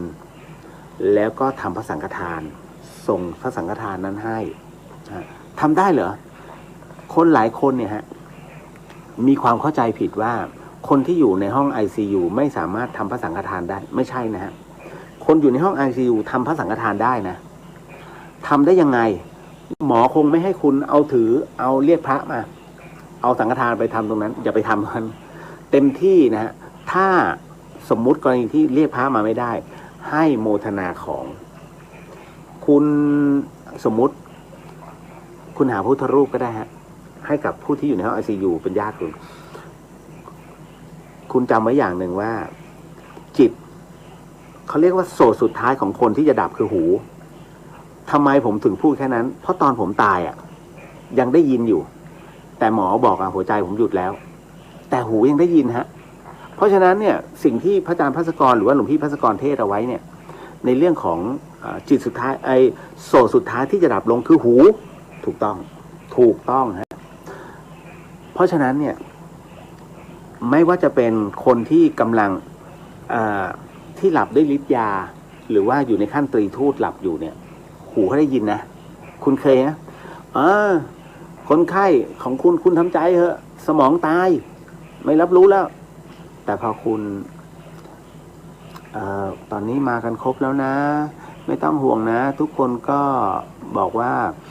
ไปเธอไปดีนะนึกถึงในสิ่งดีๆนะไม่ต้องเสียใจแต่พวกเราก็คิดถึงนะทำหน้าที่มาพอสมควรแล้วคุณเห็นไหมปรากฏการณ์หนึ่งซึ่งหลายๆคนไม่เคยเห็นมันเกิดขึ้นฮะนั่นก็คือน้ำตาของผู้ที่นอนบนเตียงค่อยๆเยิ้มออกมานิดนึงอาจจะไม่ไหลแต่เยิ้มออกมาเป็นเขาเรียกน้ำต้อยไม่ใช่น้ำตาเป็นน้ำต้อยที่มันคอเห็นไหม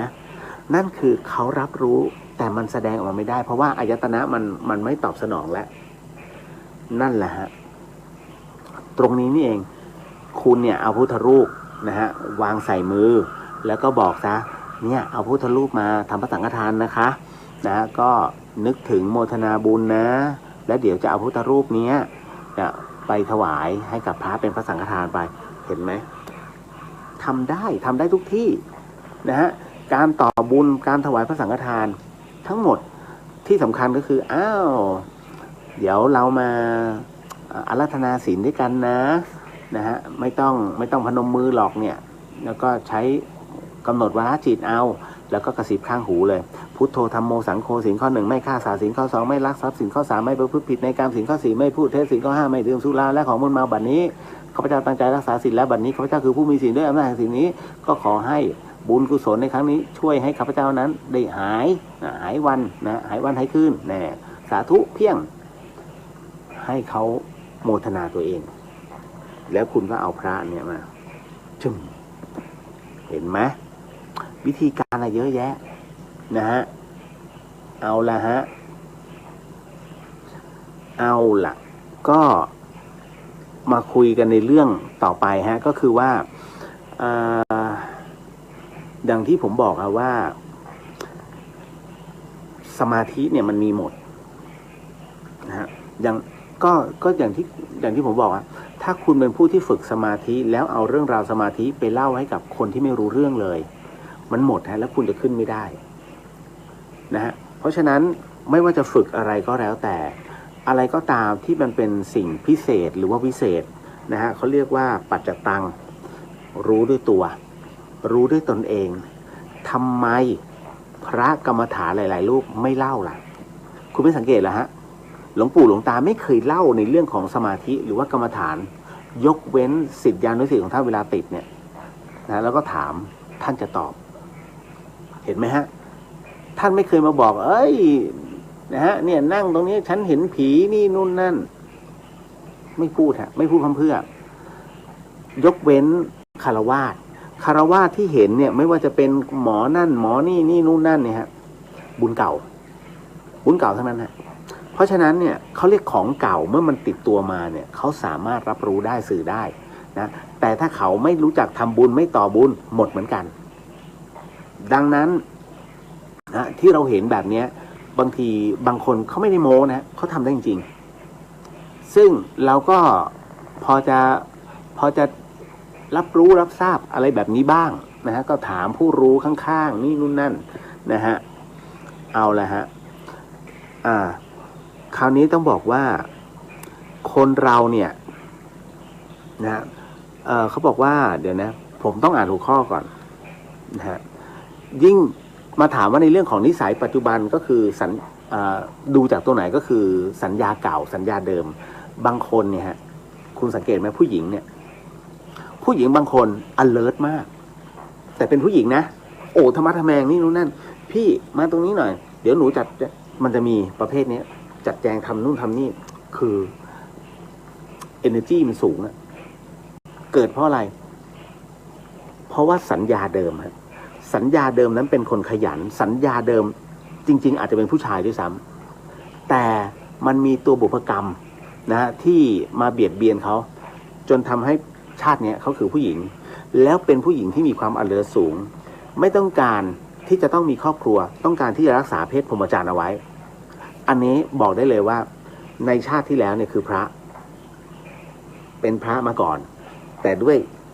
มันมีบางอย่างอาจจะมีการเผลอพังเผลอนินทาสีกาชาตินี้จึงกลับมาอีกครั้งหนึ่งรักษาครองเพศพรหมจรรย์แล้วดำเนินการในเรื่องของรักษาศีลด้วยที่สำคัญคือ alert ทุกงานแม้กระทั่งงานพระศาสนานี่ฮะ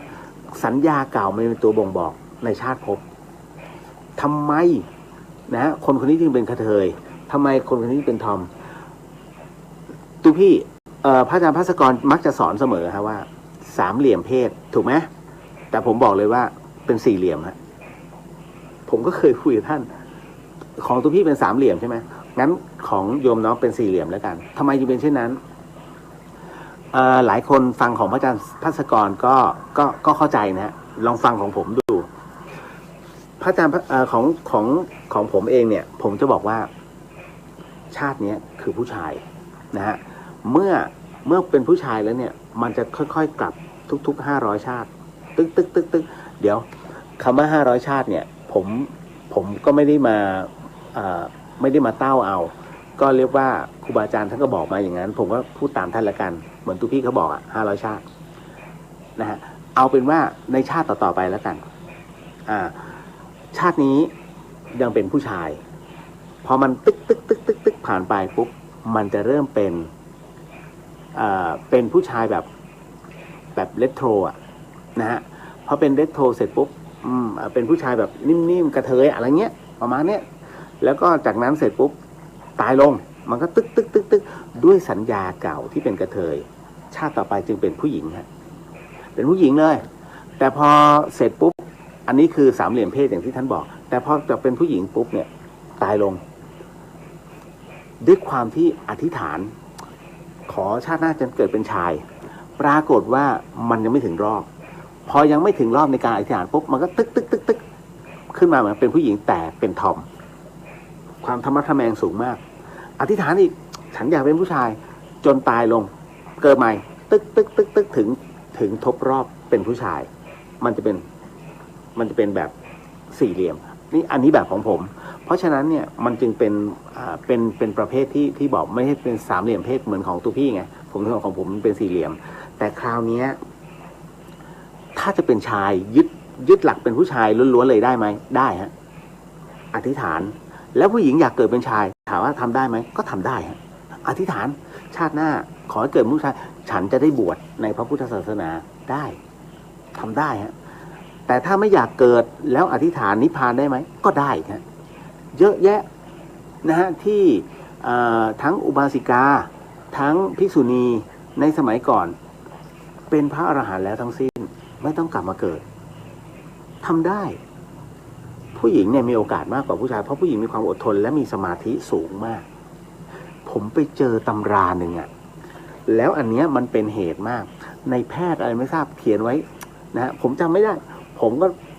เอาไปให้พระอาจารย์ดูเขาเขียนนี่เดี๋ยวอันนี้ผมต้องบอกก่อนว่ามันเป็นหนังสือที่อ่านแล้วมาถกกันเมื่อประมาณ10 กว่าปีที่แล้วที่ธรรมสถานนี่เลยมีนายแพทย์คนหนึ่งเขียนเอาไว้น่าจะเป็นหน้า11ถ้าจำไม่ผิดวันนั้นผมถามพระอาจารย์กบนานแล้วพระอาจารย์เขาเขียนดูที่เนี่ย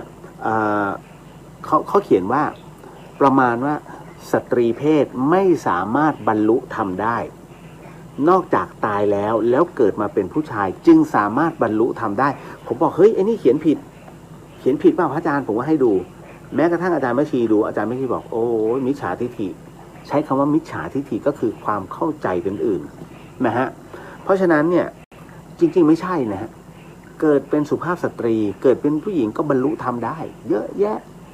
นี่แหละฮะนี่คือความผิดพลาดของผู้ที่เขียนอย่างที่หลวงพี่ภาสกรเนี่ยท่านพิจารณาเรื่องนี้ไงฮะด้านหลังคุ้นไหมฮะปฏิจจสมุปบาทของหลวงพี่ภาสกรเนี่ยเป็นเวอร์ชั่น3ของโลกเป็นอะไรที่รวบรวมออกมาแล้วทำให้มันเข้าใจง่ายขึ้นเข้าใจง่ายที่สุดฮะเพราะฉะนั้นเนี่ยถึงได้บอกว่าปฏิจจสมุปบาทของหลวงพี่เนี่ยก่อนมาเป็นปฏิจจสมุปบาทท่านเกือบตายเพราะท่านพิจารณาบางหัวข้อผิดนะหัวข้อแบบไหนอันนั้นผมไม่ได้ถามท่านแต่ท่านบอกว่าหลวงพี่พิจารณาผิดนะแล้วก็มันวุ่นวายไม่ได้ผมเป็นฆราวาสมันเป็นเรื่องของพระนะฮะซึ่งตอนนั้นพระอาจารย์สมบัติภูริปัญโยซึ่งอยู่กับหลวงพ่อกล้วยเนี่ยโทรศัพท์จากขอนแก่นมาเลยมาที่ธรรมสถานเนี่ยบอกอาจารย์แม่ชีเพียงเดือนบอกว่าพระภาสกรเนี่ยจะตายวันนี้หลวงพี่เนี่ยไปอยู่ตลาดพระหลวงแม่อยู่ข้างในทุกคนเนี่ยที่ท่านเห็นตรงนี้นะฮะที่ยืนเขามานั่งคุยถ้าคุณไม่บวชคุณก็ตายโอ้โหพูดอย่างนี้แล้วเป็นอาจารย์หลวงพี่ด้วยก็เลยบวชก็อย่างที่ผมเล่าให้ฟังก็ต่างกรรมต่างวาระผมลื่นบนหน้ากุฏิกรรมฐานสามครั้งต่างกรรมต่างวาระเหมือนถูกเตะขาทั้งพระเหลืองนั่นนะฮะนั่นคือสิ่งที่มันเกิดขึ้นจริงแล้วมันเป็นเรื่องราวจริงๆนะฮะที่เผชิญนะที่เผชิญกับมันคราวนี้มันก็จะมีอีกหลายๆเรื่องนะครับที่หลายๆคนอาจจะไม่รู้เกี่ยวกับหลวงพี่ท่านคือหลวงพี่ภาสกรเนี่ยนะฮะท่านเป็นพระที่มีเมตตานะฮะแล้วก็แต่ในขณะเดียวกันในความเมตตาก็มีความดุท่านดุดันนะเวลาใครทำไม่ดีหรือว่าอะไรก็ตามเนี่ยท่านโอ้โหใส่เลยผมเองทั้งบางทีก็โดนแต่ผมจะนิ่งๆนะฮะคือบางอย่างท่านพูดด้วยเหตุและผลนะครับเวลาท่านจะเดินท่านก็จะเดินไปเรื่อยๆดูนะเลี้ยงปลานะคุยกับปลาบ้างนะครับบางทีหลวงพี่คุยเนี่ยเคาะตู้ไงเป็นไงมั่งวันนี้ท่านทักทุกตัวเลยนะผมก็เดินมาตรงนี้แล้วผมก็ถามรับยาไหมหลวงพี่ ผมก็จะบอกเนี้ยรับยาว่าหลวงพี่ บอกกูไม่ได้บ้าเว้ย คุยกับปลาเมื่อก่อนท่านมีไก่หลวงพี่เลี้ยงไก่เพราะว่าเมื่อก่อนนี้ท่านบอกว่าท่านพุทธทาสเนี่ยหลวงพ่อพุทธทาสท่านก็เลี้ยงไก่ท่านก็เลยเลี้ยงนะฮะแล้วก็เลี้ยงปลาก็เลี้ยงปลานี่อยากนะฮะท่านก็คือเหมือนกับพอไปดูครูบาอาจารย์ทำเนี่ยก็เลยเลี้ยงมั่งอะไรประมาณนี้คือเป็นอะไรที่สนุกแล้วท่านชอบเวลาท่านเล่นกับหมาท่านเอาเท้าคึงมันเหมือนไอ้2 ตัวนี้โดนมันก็ยอมนะหัวงนไงโอ้หลวงพี่เล่นมันหนุกหนานเอ้ยไม่เป็นไรหรอกโอ้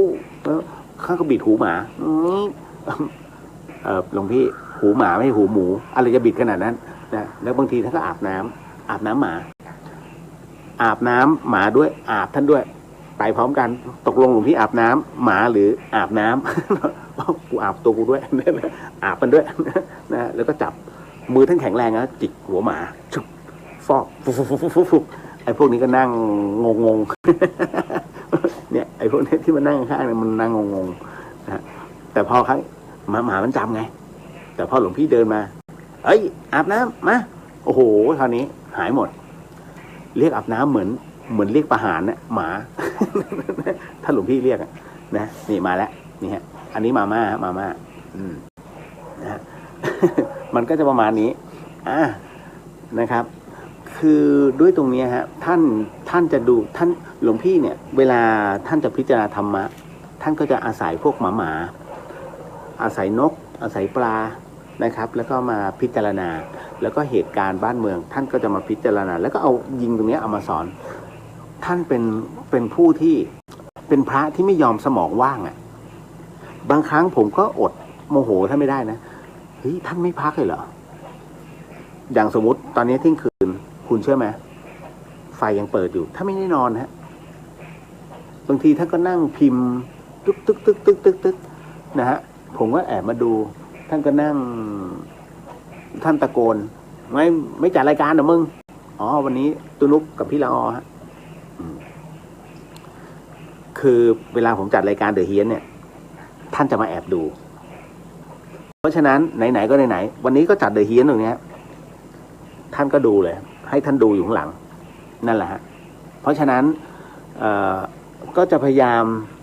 เปลี่ยนมุมไปเรื่อยๆของธรรมสถานให้เห็นว่านี่คือสมบัติของท่านที่ท่านสร้างนะฮะด้วยความที่อยากให้เป็นอีกหนึ่งพื้นที่ให้คนเนี่ยได้เข้ามาศึกษาธรรมะให้คนเข้ามาเพื่อที่จะได้รับรู้แล้วก็คนไหนที่มีข้อข้องใจในเรื่องของธรรมะสามารถถามท่านได้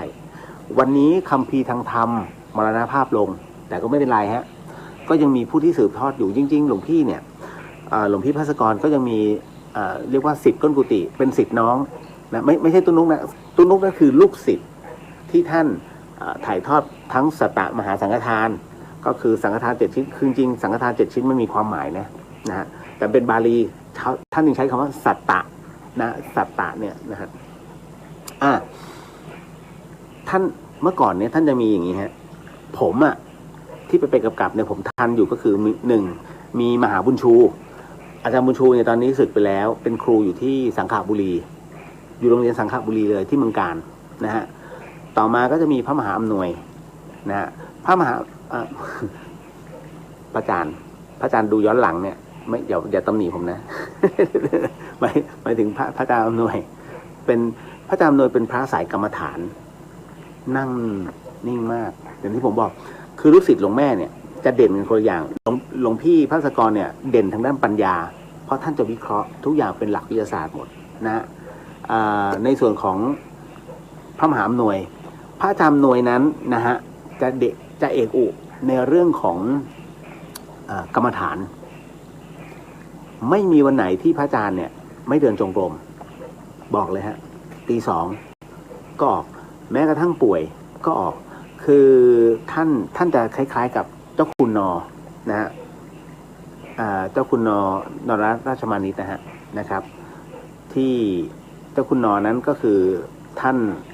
านบอกไว้อันนึงก็คือว่าท่านจะต้องทำวัดทุกวันนะฮะเมื่อไหร่ก็ตามที่ท่านไม่ทำวัดเมื่อนั้นก็คือท่านตายท่านพูดอย่างนั้น จนท้ายที่สุดแล้วเนี่ยท่านมรณภาพนั่นคือวันที่ท่านไม่ได้ทำวัดนะท่านเจ้าคุณนอนั้นนะครับท่านสวดมนต์ทุกวันเหมือนกับพระอาจารย์มหาหน่วยท่านป่วยก็เดินจงกรมไส้ติ่งแตกที่โรงพยาบาลก็สมาธิอยู่ที่เตียงคือไม่ขาดเลยเรื่องสมาธิเพราะฉะนั้นพระอาจารย์เลยจะเก่งมากในเรื่องของสมาธิอีกหนึ่งรูปก็คือพระมหาธรรมนะพระอาจารย์ธรรมอาจารย์ธรรมจะเก่งในเรื่องของในเรื่องของพระคาถา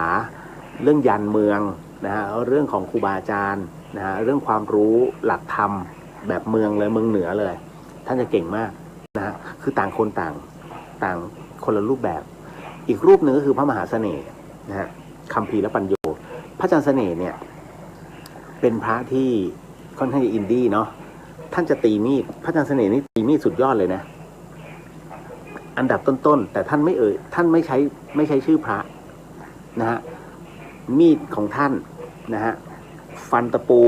ต้องขาดแล้วถ้าฟันตะปูมีดบินท่านหักทิ้งเลยต้องไม่บินนะฮะเพราะฉะนั้นมีดของพระอาจารย์เสน่ห์เนี่ยจะมี2แบบคือ1คม2ทู่แต่แข็งแกร่งท่านก็จะถามว่าจะเอาแบบไหนถ้าคมก็คือโยนเส้นขนหมา เวลาท่านทดลองไม่มีอะไรท่านก็ลูบหลังหมาขนมันก็ติด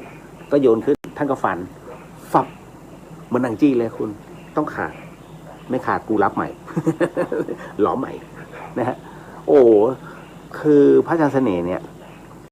ท่านจะมีกุศโลบายก็คือที่ตีมีดเพราะว่าท่านเดินสมาธิท่านทำสมาธิท่านจะมีสมาธิมากทุกอย่างไม่สนใจโลกไม่รับนิมนต์นะท่านจะมีปัญหาที่กระดูกสันหลังนะกระดูกท่านคดนั่นแหละท่านก็เลยไม่สามารถจะรับนิมนต์ใครได้พระอาจารย์เสน่ห์เก่งในเรื่องมนตรานะฮะแล้วก็สมาธิเพราะฉะนั้น5 รูปสุดท้ายคือพระอาจารย์กบซึ่งเป็นพระอาจารย์ผมเนี่ยนะพระอาจารย์กบนั้นเป็นทายาททางธรรมของอาจารย์แม่ชีเพียงเดือนตอนนี้ก็อยู่ที่วัดป่าพรหมยานนะฮะที่ฉะเชิงเทราที่ผมบอกว่าจะต้องสร้างพระให้กับพระอาจารย์ภัสกรซึ่งหลายๆคนก็มีความจำนงนะฮะว่าจะร่วมบริจาคแต่บอกก่อนว่าตอนนี้มันเต็มแล้วเพราะว่าคุณอ้อก็คือคุณกนกรัตน์เนี่ยนะฮะก็เป็นเรี่ยวแรงใหญ่นะฮะในเรื่องของการรับบริจาคคือเป็นการภายในผมเวลาทำบุญกันเนี่ยมันไม่ผมจะไม่ชอบประเจิดไงบางทีแบบเฮ้ยมึงแอบอ้างหลวงพี่หรือเปล่าวะอะไรอย่างเงี้ยเป็นต้นซึ่งถ้าถามว่าถ้าแอบอ้างเนี่ยผมแอบอ้างไปนานแล้วอยู่กับท่านเนี่ยผมภาษีดีกับเพื่อนอ้างเลยพระอาจารย์ภัสกรต้องการตรงนี้แต่มันทำไม่ได้นะฮะเพราะฉะนั้นเนี่ยผมมีหลวงพี่ค้ำคออยู่นะฮะแล้วก็ความเป็นผู้ใกล้ชิดความเป็นน้องเราต้องซื่อเราต้องตรงดังนั้นการเกรงใจเป็นสิ่งสำคัญที่สุดนะฮะยกเว้นว่าอันไหนก็ตามที่อย่างสถูปเนี้ยอย่างที่ผมบอกว่าถ้าท่านใดที่อยากจะช่วยหลวงพี่ภัสกรนะฮะก็ส่วนหนึ่งมันก็จะมีเงินที่มีอยู่แล้วกับอีกอันหนึ่งก็คือจริงๆสถูปค่อนข้างจะแพงนะก็ทำตามเหตุปัจจัยผมก็เลยบอกว่าอันเนี้ยมันควรจะบอกกล่าวนะฮะกับอีกหลายๆคนนะไม่ว่าจะเป็นใครก็แล้วแต่นะก็ส่งได้ที่สมุดบัญชีของตุนุกท่านจะมีว่าสร้างสถูปพระภัสกรภูริวัฒโนนั่นแหละฮะนั่นแหละบัญชีนั้นนะครับไม่ต้องมาลงบัญชีผมนะไม่ต้องการฮะนะอันนั้นถ้าต้องการจริงผมจะต้องการปลายปีก็คือของบริจาคที่ให้เด็กๆบนดอยเพราะผมบอกแล้วว่าผมมาแบ่งงานทำกับของหลวงพี่ผมถึงถูกหลวงพี่ด่าไอ้โพธิสัตว์ นะก็คือเอาของไปแจกบนดอยก็คือเด็กนักเรียนที่ได้โอกาสถ้าเกียรติผมคือเด็กนักเรียนนะที่ได้โอกาสจริงๆปลายปีฮะไม่ใช่ตอนนี้ถึงเวลาแล้วเดี๋ยวก็คงจะบอกฮะนิดนึงนะฮะขออนุญาตนิดนึงคุณจินุชาเพราะขอบคุณนะครับมาเล่าโมเมนต์ที่น่ารักของพระอาจารย์ฮะฟังให้อมยิ้มไปเยอะหลวงพี่ท่านเยอะนะฮะ บางทีท่านก็เรียกชื่อแบบล้อชื่อผมพุทธิสิทธิ์เนี่ยบุธิสิทธิ์อะไรก็ท่านผมไม่รู้นะฮะแล้วก็ท่านซื้อกระเป๋า จะไปอินเดียกระเป๋าใหญ่มากถ้าใครเคยไปอินเดียกับท่านจะรู้เอามาวางแล้วท่านก็ไปยืมกระเป๋าขยมเอ้ยกูซื้อกระเป๋าใหม่มา ผมก็งงแล้วท่านไปยืนมานี่ขยมไงแล้วตัวท่านอ่ะโอ้โหอย่างกระยักษ์ท่านก็ขยมหลวงพี่ทำอะไรกูทดสอบความแข็งแรงเว้ย แล้วทำไมต้องท่านก็มันบอกว่ามันแข็งแรงขึ้นไปยืนขยมได้ไม่แตกกูก็เลยขึ้นมาขยมมึงลองมาขึ้นมาขยมใหม่กระเป๋าพระจะให้โยงเข้าไปทำไมล่ะ นั่นแหละท่านก็ขยมเพราะท่านบอกว่าเวลาไปอินเดียแขกมันจะโยนบึ้งเพราะฉะนั้นต้องแข็งแรงท่านก็เลยทดสอบนั่นแหละเยอะหลวงพี่มีอะไรเยอะแยะเลยฮะคุณปุ้ยบอกว่าขอถามนะคะการบวชชียังเป็นคฤหัสถ์ใช่ไหมคะหากคุณแม่ชีบรรลุธรรมเป็นพระอรหันต์จะยังคงธาตุขันธ์ได้เกิน7 วันไหมคะตามตำราเขามีพูดเรื่องนี้ไหมคะเพราะไม่มีภิกษุณีแล้วคุณเลียวเห็นว่าอย่างไรคะเดี๋ยวนะฮะเห็นว่าอย่างไรคะได้ยินว่ามีแม่ชีหลายท่านที่กระดูกเป็นพระธาตุแสดงว่าท่านเป็นอรหันต์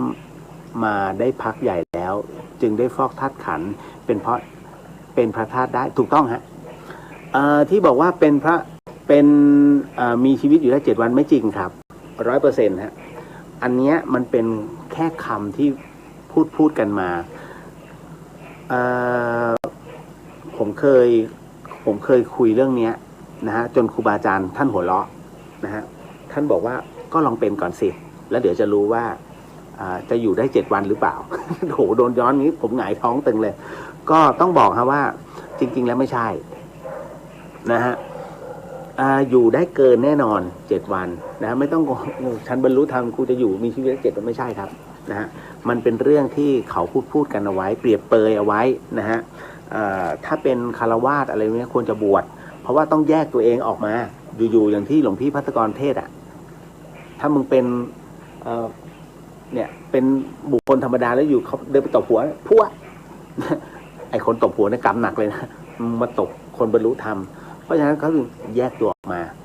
ถ้าเป็นคฤหัสถ์จะอยู่จริงๆแล้วทั้งคฤหัสถ์ทั้งแม่ชีอยู่ได้แต่คราวนี้ความเป็นอรหันต์เนี่ยเขาบอกว่าคุณจะไม่อยากทำอะไรเลยคล้ายๆว่ามันจะหมดหน้าที่การงานฮะจะอยู่แค่รักษาธาตุขันธ์นะฮะดังนั้นเขาถึงได้บอกว่าการตัวเองออกมาเนี่ยก็เพื่อที่จะบำเพ็ญต่อแล้วก็รักษาธาตุขันธ์เอาไว้รักษาธาตุขันธ์เพื่ออะไรเพื่อที่จะบอกกับคนทั่วๆไปที่มันยังติดข้อไหนติดข้อที่อย่างที่ผมบอกถ้าติดแล้วติดกรรมฐานแล้วไปคุยกับคนที่ไม่เป็นกรรมฐานเนี่ยคุณจะไม่รู้แต่ถ้าเรานั่งกรรมฐานแล้วไปถามคนที่นั่งกรรมฐานด้วยกันแล้วเขาเป็นระดับมหาวิทยาลัยหรือว่าเป็น professional เนี่ยเป็น professor เลย professor ก็จะบอกเลยว่าตรงนี้เหมือนกันฮะผู้ที่บรรลุธรรมแล้วเนี่ยเดี๋ยวเขาก็จะคอยบอกเองนะก็คืออยู่เพื่อแม้จะหมดงานแต่ยังอยู่เพื่อดำรงเครื่องตรงนี้ต่อนะฮะผมเองก็ไม่ได้เก่งนะเดี๋ยวต้องบอกก่อนทุกพี่เก่งกว่าเยอะ นะคุณจิตวิชาบอกว่ายังไงก็อยากให้คุณเรียวบอกทุกบุญนะคะ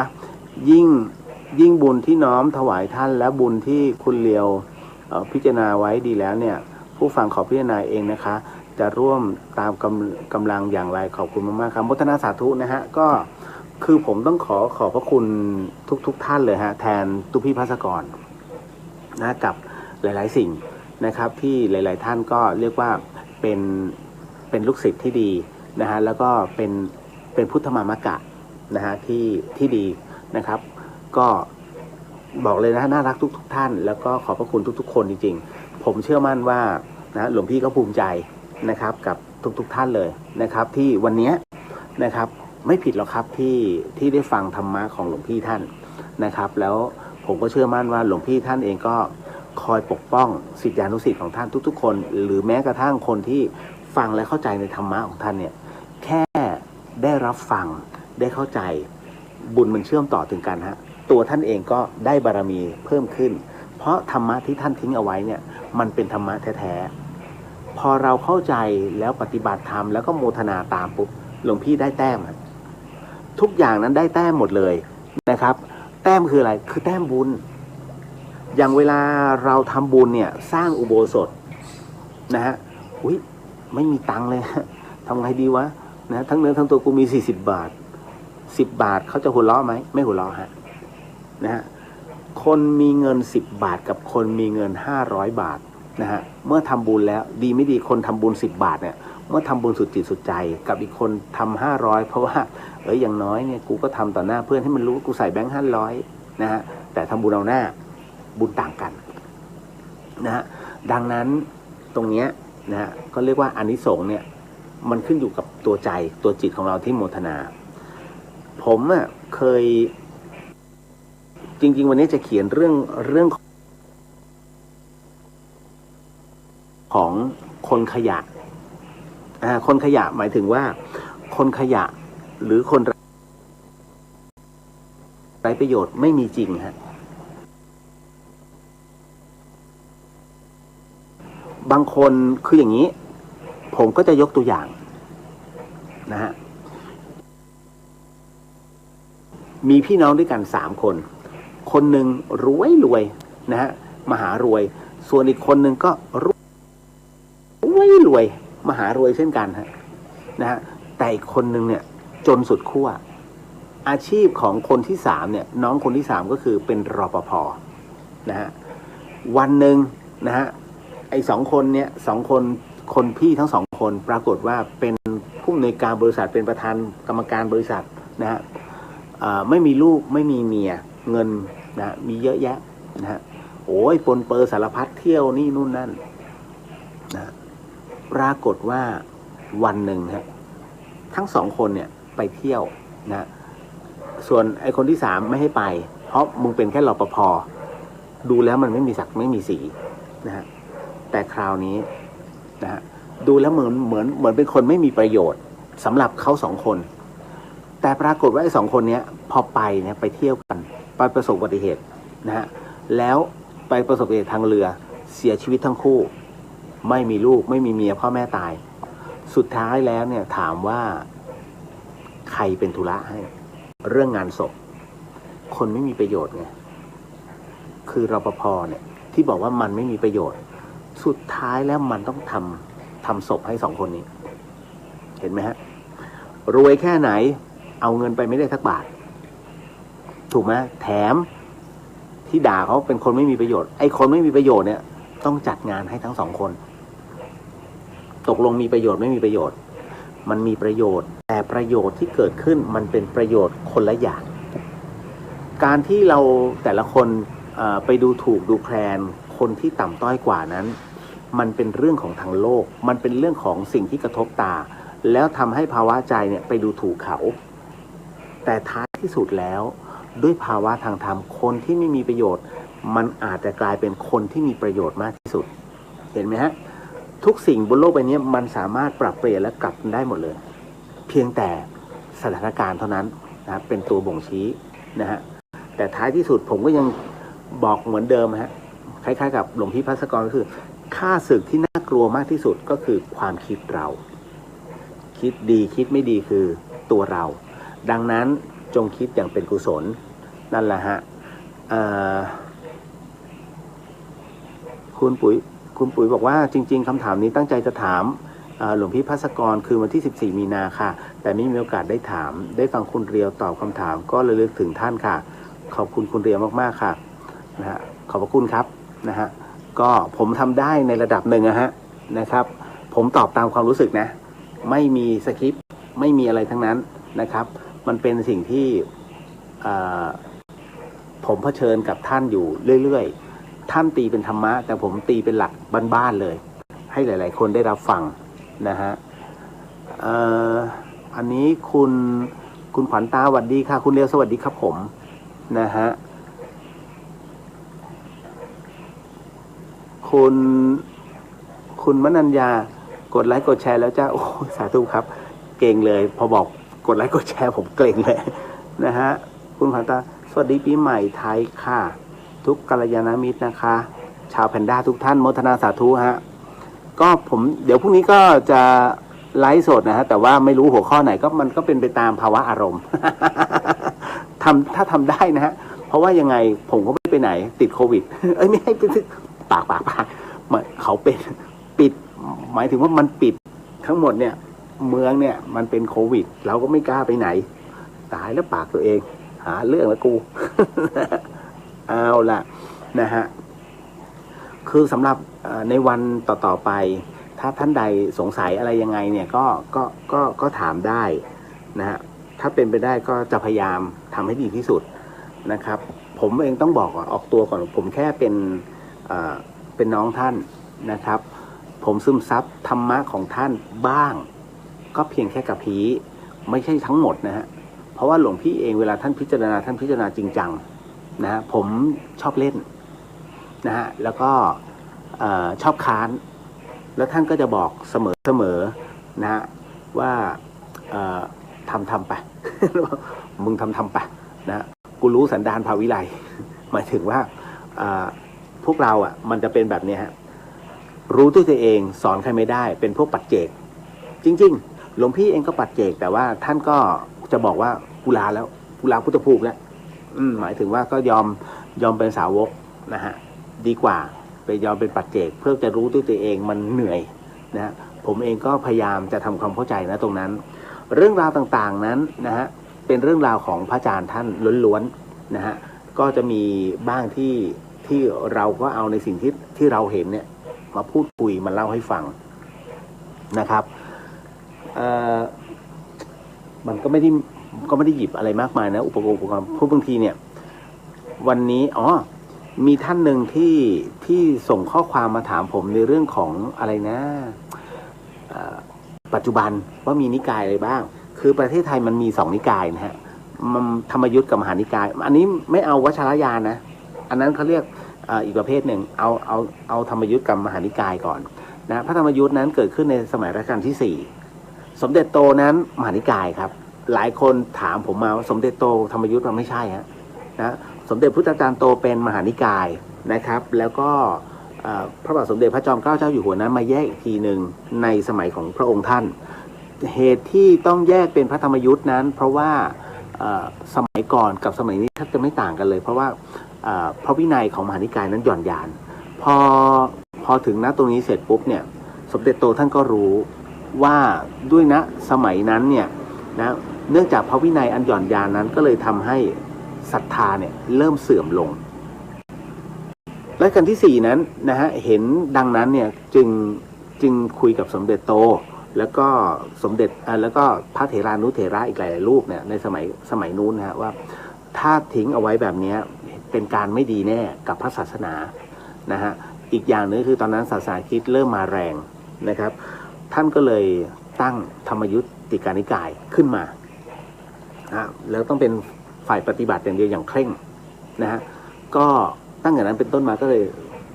ถูกแยกด้วยกันแต่เราไปในเส้นทางเดียวกันเหมือนกับพระนิพพานนะฮะทำไมหลวงพี่ภัสกรถึงบอกว่าให้ตั้งพระนิพพานเป็นอารมณ์เพราะว่าไม่ว่าคุณจะมาสายไหนหลวงปู่หลวงตาตัวไหนก็แล้วแต่มันคือทางขึ้นเขาแต่จุดหมายคือยอดเขาฮะคุณจะขึ้นทางไหนก็แล้วแต่สุดท้ายที่ปลายเลยคือพระนิพพานนั่นแหละฮะมันมีที่มาที่ไปนะฮะเพราะฉะนั้นคำถามตรงนี้แล้วที่บอกว่าแล้วนิกายปริวาสไม่ใช่นิกายฮะปริวาสหมายถึงว่าเป็นสิ่งที่พระไปชำระศีลลองถามพระดูก็ได้ฮะวันนี้ปริวาสทำไมไม่ใช่นิกายนะฮะการเข้าปริวาสหมายถึงว่าพระที่ทำผิดศีลในช่วงของไม่ว่าจะเป็นช่วงเข้าพรรษาหรือว่าช่วงไหนก็แล้วแต่นะฮะตรงนี้ท่านต้องไปเข้าปริวาส15 วันท่านจะรู้เองว่าตัวตนนั้นผิดอะไรยังไงไม่ว่าจะเป็นระดับไหนก็ตามท่านตั้งแต่ถ้าสมมุติว่ามีพรรษาสูงแล้วแต่เมื่อเข้าปริวาสถือว่าเป็น1นะฮะทุกคนเท่าเทียมกันหมดจะเป็นมหาจะเป็นชั้นลาดเมื่อเข้าปริวาสก็คือพระธรรมดาเลยแล้วพระบางทีพระบวชใหม่ไปเป็นพระนะฮะที่นั่งสวดให้คือศีลยังเต็มนะฮะสวดชำระศีลให้ นั่นนะฮะเพราะฉะนั้นเนี่ยพระที่นั่งปริวาสจะนั่งต่ำนะแม้กระทั่งพระใหม่นะฮะซึ่งยังเป็นพระนวากาอยู่เลยนะฮะยังไม่ถึง5 พรรษาก็จะนั่งอยู่ด้านบนเพราะฉะนั้นตรงนี้นี่เองเนี่ยฮะหลายท่านถามมาผมก็เลยบอกว่าปริวาสไม่ใช่นิกายแต่ว่าเป็นสิ่งที่พระนั้นท่านจะไปชำระล้างร่างกายตัวเองก็คือชำระศีลอย่างคนที่เคยผิดศีลพูดง่ายๆว่าน้ำกามเคลื่อนนะฮะไม่ว่าด้วยเหตุอะไรก็แล้วแต่บางทีมันอันเนี้ยท่านจะรู้ว่าเฮ้ยมันพลาดเองก็คืออันนี้เดี๋ยวนะที่พูดเนี่ยไม่ได้เรื่องทะลึ่งนะฮะมันเป็นเรื่องที่เกิดขึ้นกับทุกคนนะแม้การที่พระพุทธองค์บอกว่าการฝันแล้วจนกระทั่งน้ำกามเคลื่อนเนี่ยนะไม่ถือว่ามีความผิดตามพระวินัยแต่บางรูปเนี่ยถือว่าไม่บริสุทธิ์ตัวจิตมันไม่สงบพอจิตไม่สงบเนี่ยความก้าวหน้าในเรื่องของสมาธิ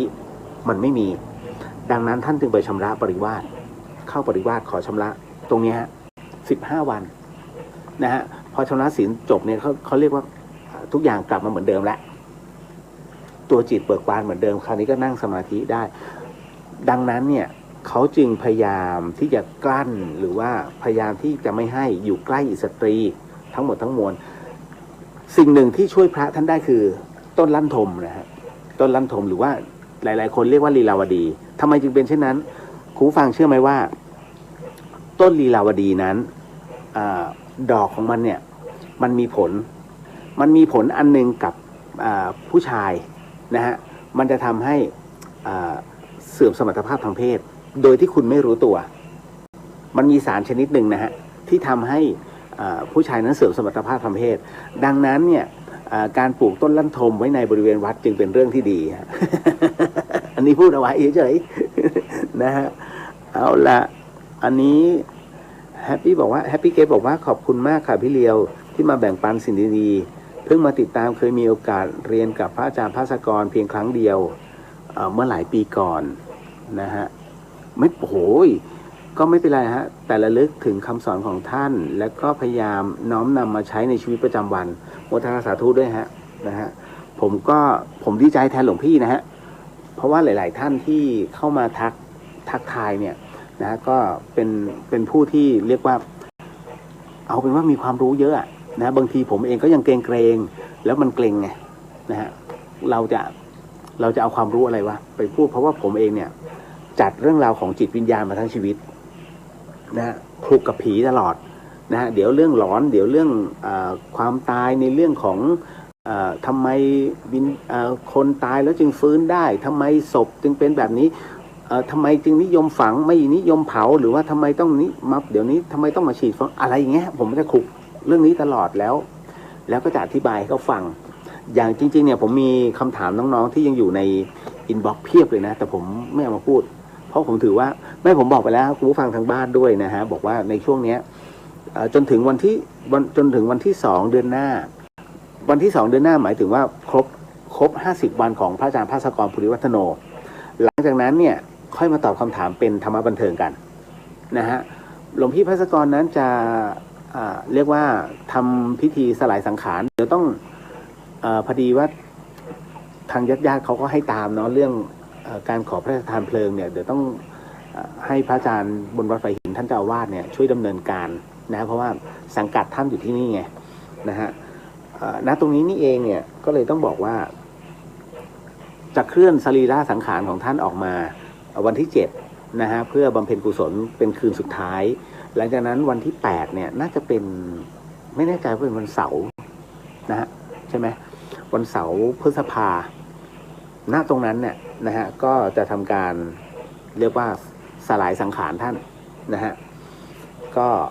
หลังจากนั้นผมจะต้องนำเอาอัฐิธาตุของท่านเนี่ยบางส่วนขึ้นมาที่เชียงใหม่นะเป็น2 ส่วนด้วยกันเป็น2 โถนะครับเพื่อจะมารวมไว้ตรงนี้นะฮะที่ตอนต้นชั่วโมงคุณผู้ชมได้เห็นแล้วที่ผมหมุนให้ดูว่าตรงนี้ที่จะสร้างสถูปท่านนะเพราะว่าท่านเองรักพื้นที่ตรงนี้มากเวลาท่านมาเนี่ยท่านก็จะเดินขึ้นตึกไปตรงนี้นะฮะตอนนี้ถ้าท่านใดมา ก็จะเจอหลวงพี่นุกก็จะเป็นศิษย์ของท่านนะศิษย์เอกตลอดแล้วก็ทุกๆวันอาทิตย์ที่นี่ก็จะทำสัตตมหาสังฆทานนะครับทั้งหมดทั้งมวลเนี่ยหลวงพี่นุกจะเป็นผู้สวดทำไมต้องเป็นหลวงพี่นุกเพราะว่าท่านกำลังเยอะหลวงพี่นุกกำลังเยอะนะฮะเพราะว่าท่านเป็นทั้งนักเทศทั้งในเรื่องพระสมาธินะครับอะไรอีกหลายๆอย่างนะท่านได้รับการถ่ายทอดแล้วเวลาทำพิธีโอสิกรรมเนี่ยก็ต้องให้หลวงพี่นุกนำเพราะว่าใช้กำลังเยอะมากนะครับผมไม่มีโอกาสหรอกครับ นะกิเลสยังเยอะอยู่ไม่กล้าสวมผ้าเหลือง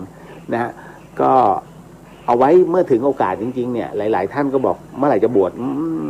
ผมยังมีภาระอยู่ผมต้องดูช่วยพี่สาวดูแลคุณแม่ด้วยฮะเพราะคุณแม่ผมเป็นอัลไซเมอร์นะฮะก็มันจำเป็นเนาะนะฮะเนี่ยฮะก็ณตรงนี้ณที่แห่งนี้ถ้าคุณผู้ฟังอยากจะร่วมนะฮะ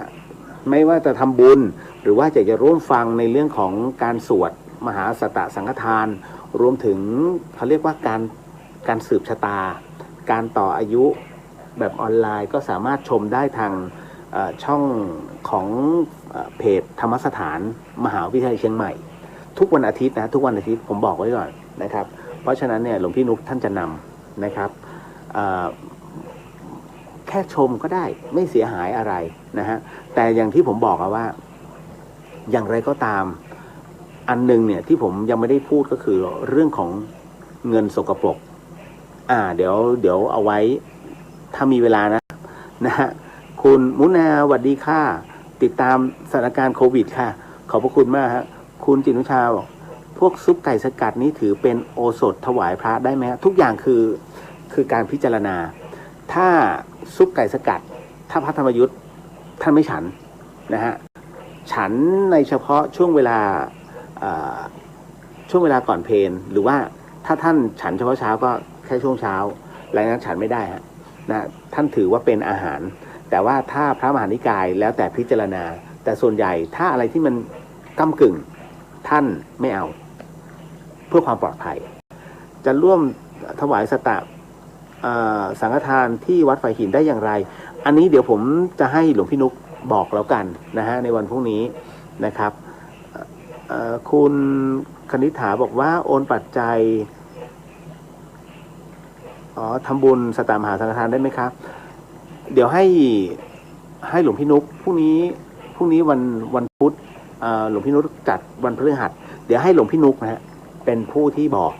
อีกทีหนึ่งว่ายังไงเพราะว่าตรงเนี้ยให้หลวงพี่ท่านรับผิดชอบผมเองแค่มีหน้าที่ในเรื่องของการอธิบายให้ฟังว่ามันจะเป็นยังไงนะครับความเป็นมาเป็นไปนะครับเอาล่ะเมื่อกี้ที่ผมพูดค้างเอาไว้คือในเรื่องของเงินสกปรกในที่นี้หมายถึงว่าหลายคนถามมาว่าเงินที่ได้จากการพนันแล้วมาทำบุญเคยสงสัยใช่ไหมฮะโอ้ยออกมาจากบอลเลยนะหรือว่าไปโกงเข้ามาอย่างเงี้ยแล้วมาใส่บาตรทำบุญถามว่าได้บุญไหมแยกเป็น2แบบนะครับจากคำถามเนี้ยแยกก่อนนะฮะคือ1จิตที่อยากทำบุญเป็นกุศลนะฮะแต่เงินที่ได้มานะอย่างที่2คือเงินที่ได้มามันเป็นเงินจากอะไรอบายมุขนะอบายคือเบื้องต่ำนะเพราะฉะนั้นความลุ่มหลงโมเมาในที่นี้มันก้ำกึ่งในเรื่องของอดินามากๆนะฮะดังนั้นเนี่ยเมื่อเงินตรงนี้มันได้มาด้วยความที่เป็นเงินจากอบายมุขเนี่ยณตรงนี้นะไม่ว่าจะเป็นเรื่องด้วยตรงไหนก็แล้วแต่มันจึงเป็นเงินที่เรียกว่าไม่สมบูรณ์นะถ้าเป็นเงินจากการประกอบสัมมาอาชีพเนี่ยท่านถือว่าเป็นเงินที่สมบูรณ์ดังนั้นสามารถทำบุญได้การเอาเงินไปใส่ในบาตรพระไม่ใช่เรื่องดีนะฮะแต่ถ้าเห็นพระถือย่ามมาแทนที่คุณจะใส่ในบาตรขออนุญาตนะครับนะขออนุญาตเจ้าค่ะท่านขออนุญาตใส่ถวายปัจจัยให้ท่านเนี่ยในย่ามแต่เดี๋ยวขออนุญาตนะคะคุณหาผู้ชายสักคนหนึ่งที่เขาอยู่ใกล้ๆช่วยเอาปัจจัยใส่ในย่ามท่านหน่อยอย่าใส่บาตรนะฮะบาตรพระพุทธเจ้าให้ใส่แค่ข้าวนะฮะเพราะฉะนั้นเนี่ย บาทเนี่ยคืออาหารกับข้าวแค่นั้น วันพรุ่งนี้เดี๋ยวผมจะมาเล่าเรื่องราวที่หลายๆคนเนี่ยก็อยากให้ผมเล่าให้ฟังอีกครั้งหนึ่งเรื่องของการถวายน้ำอะไรไอ้น้ำที่ต้องใส่กับพระทั้งหลายทั้งปวงเนี่ยไปกับบาตรเนี่ยนะฮะเดี๋ยวก็จะเล่าให้ฟังนะฮะอันนี้คุณปุ้ยบอกว่ามีถ่ายทอดการทำสังฆทานมีหลวงพี่ท่านทำให้ท่านจะถ่ายทอดให้คุณสมชายบอกคุณเรียวมีความเห็นอย่างไรเกี่ยวกับศาสนามุสลิมที่พยายามครอบงำประเทศไทยทำลายศาสนาพุทธอันนี้เนี่ยสำหรับผมนะครับเดี๋ยวนะฮะคือไม่ว่าจะเป็นศาสนาไหนก็แล้วแต่อย่าด่านะฮะอย่าด่าผม ไม่ว่าจะเป็นศาสนาใดก็แล้วแต่เนี่ยผมเชื่อมั่นว่าทุกศาสนานั้นสอนให้คนเป็นคนดีนะฮะสอนให้คนเป็นคนดีเพราะฉะนั้นเนี่ยไม่มีศาสนาใดไหนหรอกฮะที่จะทำให้มันเสื่อมลงไปเพราะหน้าส่วนนี้นี่เองเนี่ยการที่ผมไม่การันตีว่าหรือว่าไปว่าศาสนาหรือศาสนาเพราะว่าผมเคยแล้วผมเคยพอเสร็จปุ๊บเนี่ยผมไปขยายใน31ภพภูมินะฮะปรากฏว่าอย่างนี้ฮะผู้ที่จะต้องไปลงโลกันตนรกเนี่ยนะฮะก็คือหมายถึงว่ามันมีประเภทเราไปดูถูกเหยียดหยามศาสนาอื่นนะฮะหรือว่าศาสดาของศาสนาอื่นนะฮะมันก็เลยทำให้ผมสะดุ้งนะฮึบเรื่องนี้จึงไม่ขอไปขยายผลต่ออันนี้ต้องขออนุญาตจริงๆนะคือพอเราเห็นตรงนี้เรามีความรู้สึกว่ากลัวนะฮะแต่ถ้าถามว่ามีความคิดเห็นยังไงทำลายศาสนาพุทธจริงๆแล้วถ้าพุทธศาสนาเราเข้มแข็งไม่มีใครทำได้เราได้นะเพียงแต่ว่าเราอ่อนแอผมเคยเขียนเอาไว้ว่าทำไมอ่อนแอเพราะว่าการบวชมันง่ายเกินไปการคัดกรองมันง่ายเกินไปส่วนใหญ่ก็เห็นไหมที่คุณจะเห็นกันบวชภาคฤดูร้อนพอบวชภาคฤดูร้อนเสร็จปุ๊บเนี่ยมีนู่นนี่ให้บวชพระต่อคือบางอย่างเนี่ยนะฮะคุณจะสังเกตว่าพระที่บวชแล้วยั่งยืนนะฮะพระที่บวชแล้วยั่งยืนแล้วคงไว้ซึ่งคุณธรรมแล้วเรื่องราวต่างๆที่มาเทศสู่กันฟังรวมถึงพระที่ก้าวหน้ามากๆเลยนะฮะ 80% ถึง 85% เป็นพระที่ไม่ได้บวชมาจากเนรมาก่อนเป็นพระที่กล้าโลกมาก่อนแล้วมีความชื่นชอบในพระพุทธศาสนาแล้วทำการบวชนั่นนะฮะแม้กระทั่งหลวงปู่มั่นลองอ่านดูฮะเผชิญโลกมาจากไหนหลวงปู่หลวงตาทั้งหมดทั้งมวลเนี่ยหลวงปู่ขาวด้วยนะโอ้โหเยอะถ้าพูดถึงเป็นเรียกว่าหลวงตาบัวดูสิกว่าจะบวชได้กี่ครั้งเห็นไหมฮะท่านเป็นคฤหัสถ์มาก่อนดังนั้นเนี่ยทั้งหมดจึงตอบไม่ได้หรอกครับว่าพระพุทธศาสนาของเราเนี่ยจะเข้มแข็งยังไงแต่ขอให้กลับไปย้อนกลับไปเนี่ยก่อนจะบวชถือศีลก่อนไหมนุ่งขาวก่อนไหมสำรวจใจก่อนไหมถ้าอย่างนั้นเนี่ยเข้มแข็งแน่ๆนะฮะถ้าเราเข้มแข็งศาสนาอื่นก็กินเราไม่ลงนะฮะอันเนี้ยเอาแล้วนะ เดี๋ยววันพรุ่งนี้นะครับก็ได้เวลาพอสมควรเดี๋ยววันพรุ่งนี้ก็คงจะไลฟ์กันต่อ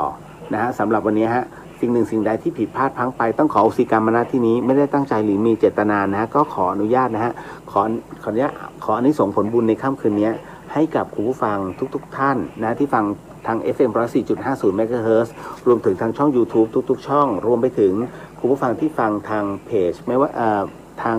Facebook ไม่ว่าจะเป็นเรียวเดอะเฮียนแล้วก็พุทธิสิทธิ์รัตนสมมุติก็ขออานิสงส์ผลบุญตรงนี้ฮะให้กับคุณผู้ฟังทุกท่านด้วยฮะสำหรับค่ำคืนนี้นะฮะก็ต้องลาไปก่อนพบกันใหม่วันพรุ่งนี้ฮะสำหรับค่ำคืนนี้ราตรีสวัสดิ์นะครับพี่น้องชาวเชียงใหม่ราตรีสวัสดิ์นะครับนะสาธุบุญทุกท่านสำหรับค่ำคืนนี้ราตรีสวัสดิ์นะครับพี่น้องชาวเชียงใหม่และทุกท่านสาธุครับบ๊ายบาย